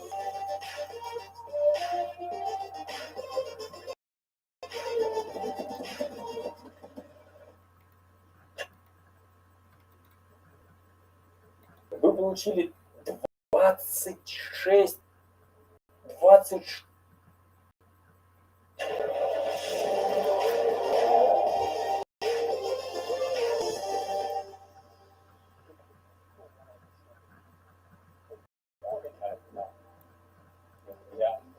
Ja, det går. Så kan jag klippa lite i det sen.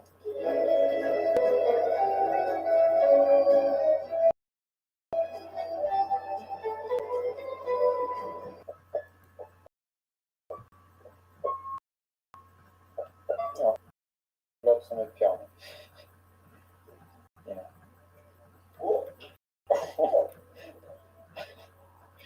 Den är jättefin. Jag ska byta ut hamnen. Jävlar. Du vet såna där. Som du... Exakt. Så det är det jag ska sätta på. If you want to see the entire visit and a lot of piano testing, I post 13-minute video for patron supporters. And you guys say I have too many pianos. I have the second floor. He asked me if I wanted to jump into the van because he had a surprise waiting for me inside. Nej, jag kan gå in och kolla.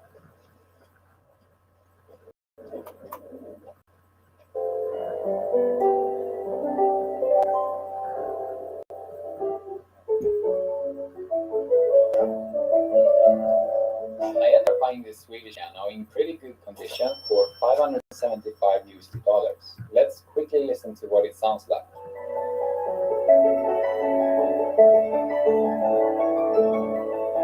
This piano definitely needs to be tuned, so I guess that's pretty convenient. As always, I completely freeze when it's actually time to start the project. So I asked the engineers in the community for advice to push me in the right direction. Some of you told me that why not just remove the strings of the pianos and make the hammers hit the tuning fork. And I thought, whoa, that's kind of... So I spent hours excitedly looking for tuning forks to put in my piano when this happened.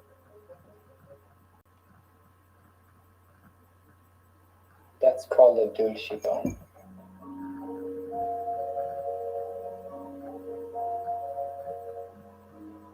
I still can't believe that thing actually already exists. I read about the dulce tone for a while, so I have to. You know why they made it like that 160 years ago? Because it would never go out of tune. So I guess piano memes are pretty old. But the good news are that the original idea is stupid enough so it has never in history been attempted before. Let's just order a few test forks, start working, and just solve the problems later. I think I found a promising model of aluminium. I ordered 8 for $28 just to test this out before ruining myself. So I just unboxed the tuning forks and I have a problem. They are not in tune. None of them. Okay, let me show you. You see? It's not even close. So how do we tune a tuning fork? A few minutes later, someone on Discord sent me this formula. Using it, we can see that if the fork gets shorter, the pitch gets higher. So I think we all know what I need to do. File it.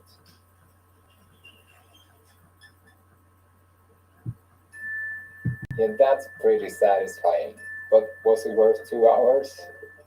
Now when I got that out of the way, it was time to somehow put them on piano. The first idea was to use a square of wood and use it as a connector, kind of like this. I ended up going with this idea because I was pretty sure it wouldn't really fit. Eventually I realized that because of the design of these forks, it might be possible to just drill a hole straight into the fork and just joint them on the piano. So I went to Biltema to buy a drill press for $230 so I could easily make 88 identical holes in an angle. I made sure that I wrote the assembly instructions correctly. The next day, I did a few test holes because I was kind of scared of drilling into those, considering I own 8 of them so far and there was no more left in stock. But once I got there, I made hole after hole and ruined a bunch of tuning forks. And not a single one of them was in the middle as I wanted. On top of that, I also realized that the hole kind of messed up the tuning of the fork. So that was 2 wasted hours of tuning. I honestly already here almost rejected. But instead, I decided to send a video of me to Discord for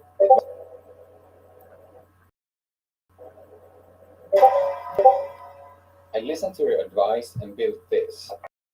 And then my dad remembered it was actually 45 degrees. I tried with the thing, but I still couldn't make a centered hole. I watched YouTube tutorials for hours and followed the exact steps, and I still couldn't put the hole in the middle. All of this leads me to the confession that I'm not actually an engineer. I'm kidding. It must be wrong with my drilling machine. After one day, I realized that you kind of need a drill to make a hole. So I started to do some research.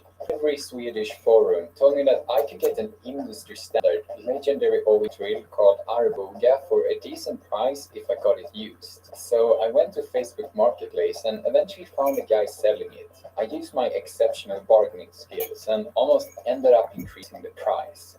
So now it's time to meet him in his basement.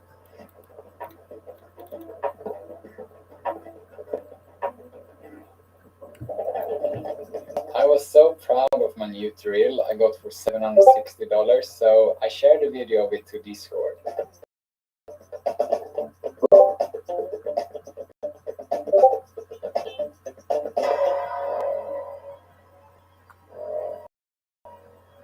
Oh, So to use this 300-pound drill, apparently I need like a 2-ton steel table to mount it, and I don't have time to mess with that.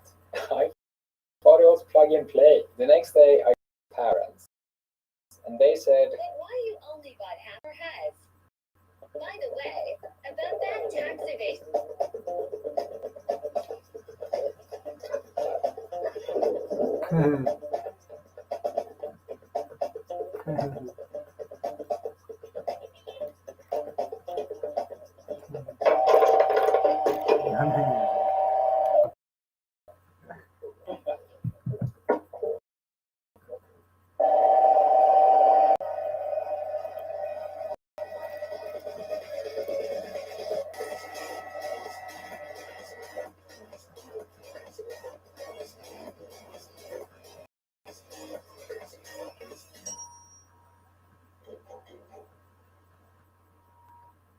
So I just glued on the first fork, and I promise you, I'm not trying it yet just to keep the tension. You know, I'm already 100 hours into this video. If this doesn't work, I think I would cry. Let's try.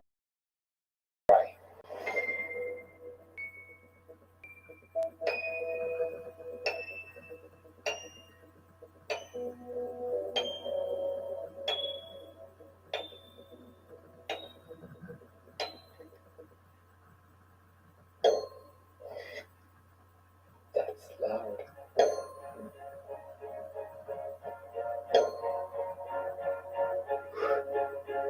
Audio Jungle.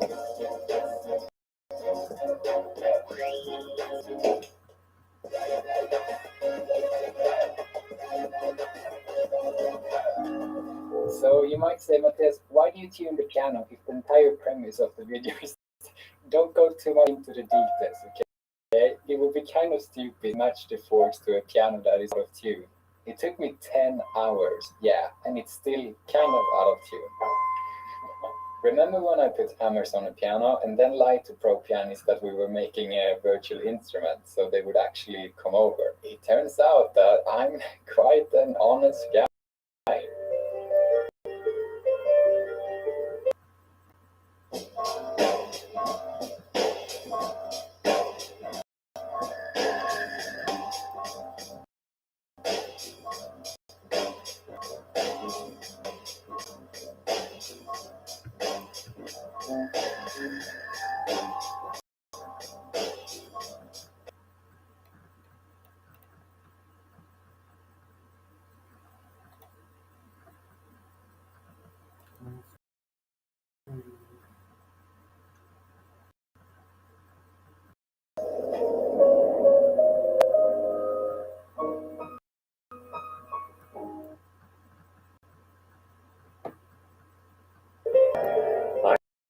This is Andrew Versa with Impact Soundworks, demonstrating our newest virtual instrument, counterclavier.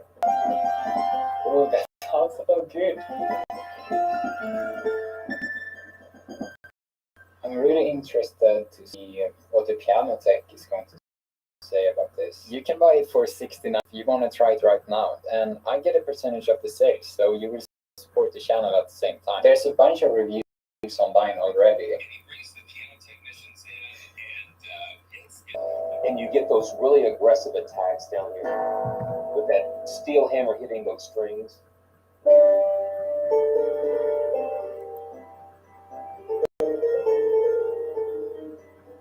Just really nice and delicate. Now let's hope the seller got some more tuning forks. Very conveniently, the seller on Amazon got the packages back in stock, so I bought all of them. But this time, the price was increased from 28 to 36 per package, which was kind of sus. It was time to get back to the drill, but this time on my own. I was a bit worried that I was the common denominator when it came to not being able to aim with a fitter. I had only ruined 4 tuning forks, and the rest was honestly pretty perfect. Now it was time to find a faster way to tune the forks. I borrowed this sander that almost unalived me, only to end up buying a better one from Biltema for $175.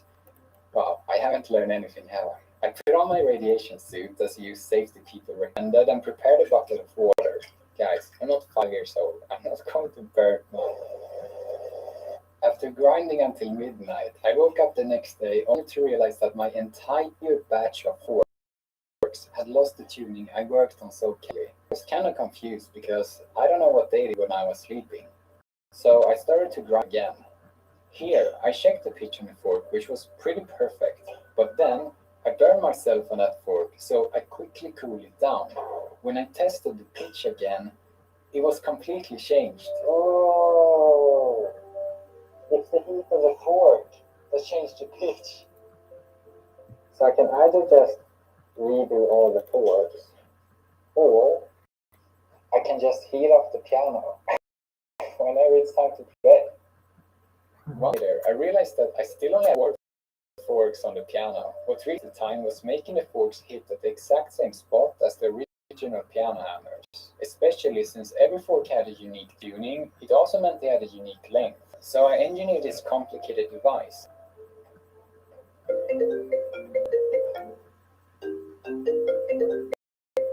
And now I can draw a straight line and match the forks to the line. But then I was like an awkward. The hammers isn't in a straight line. I actually came up with an idea that was good.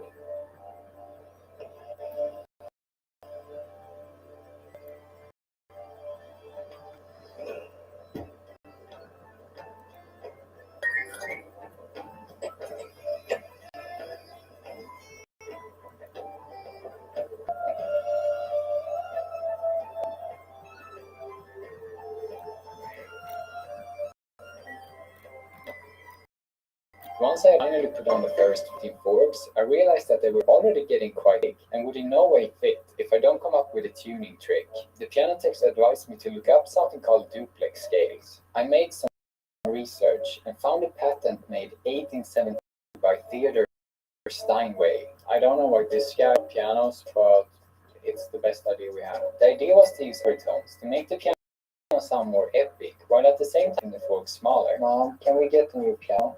No, Matthias, we have piano at home. Piano at home?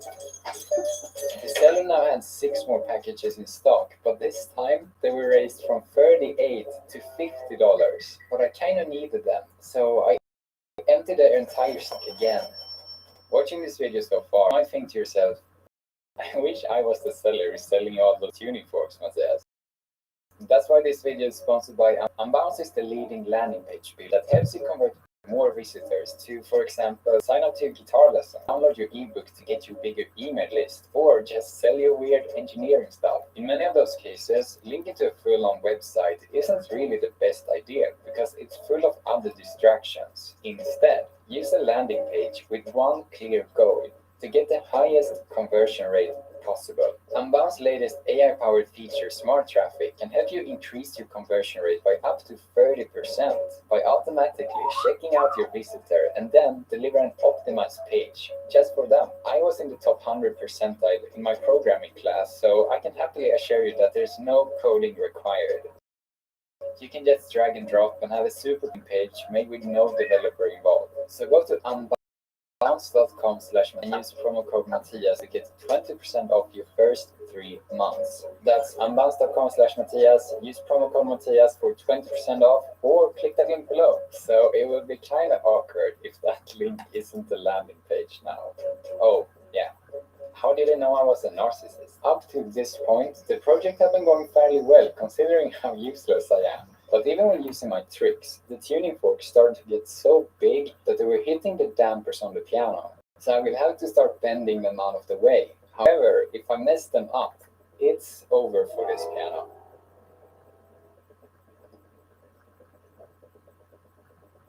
I also had to start messing with the angles of the forks, so it was time to build a new angle thing. The one I made first was falling apart, so I made a new one that might actually be more unsymmetrical than my face. So I asked my dad to help me make one. I'd been working 14-hour days up to this point, and this is where it really started to show, I think. I proceeded by drilling 45-degree angles in the wrong forks. Stupid forks. Which costed me $48 in minutes and added back 4 hours of work since they had to be retuned. Then I realized something with my angle thing. Oh, it's 30 degrees the other way. Optimistic.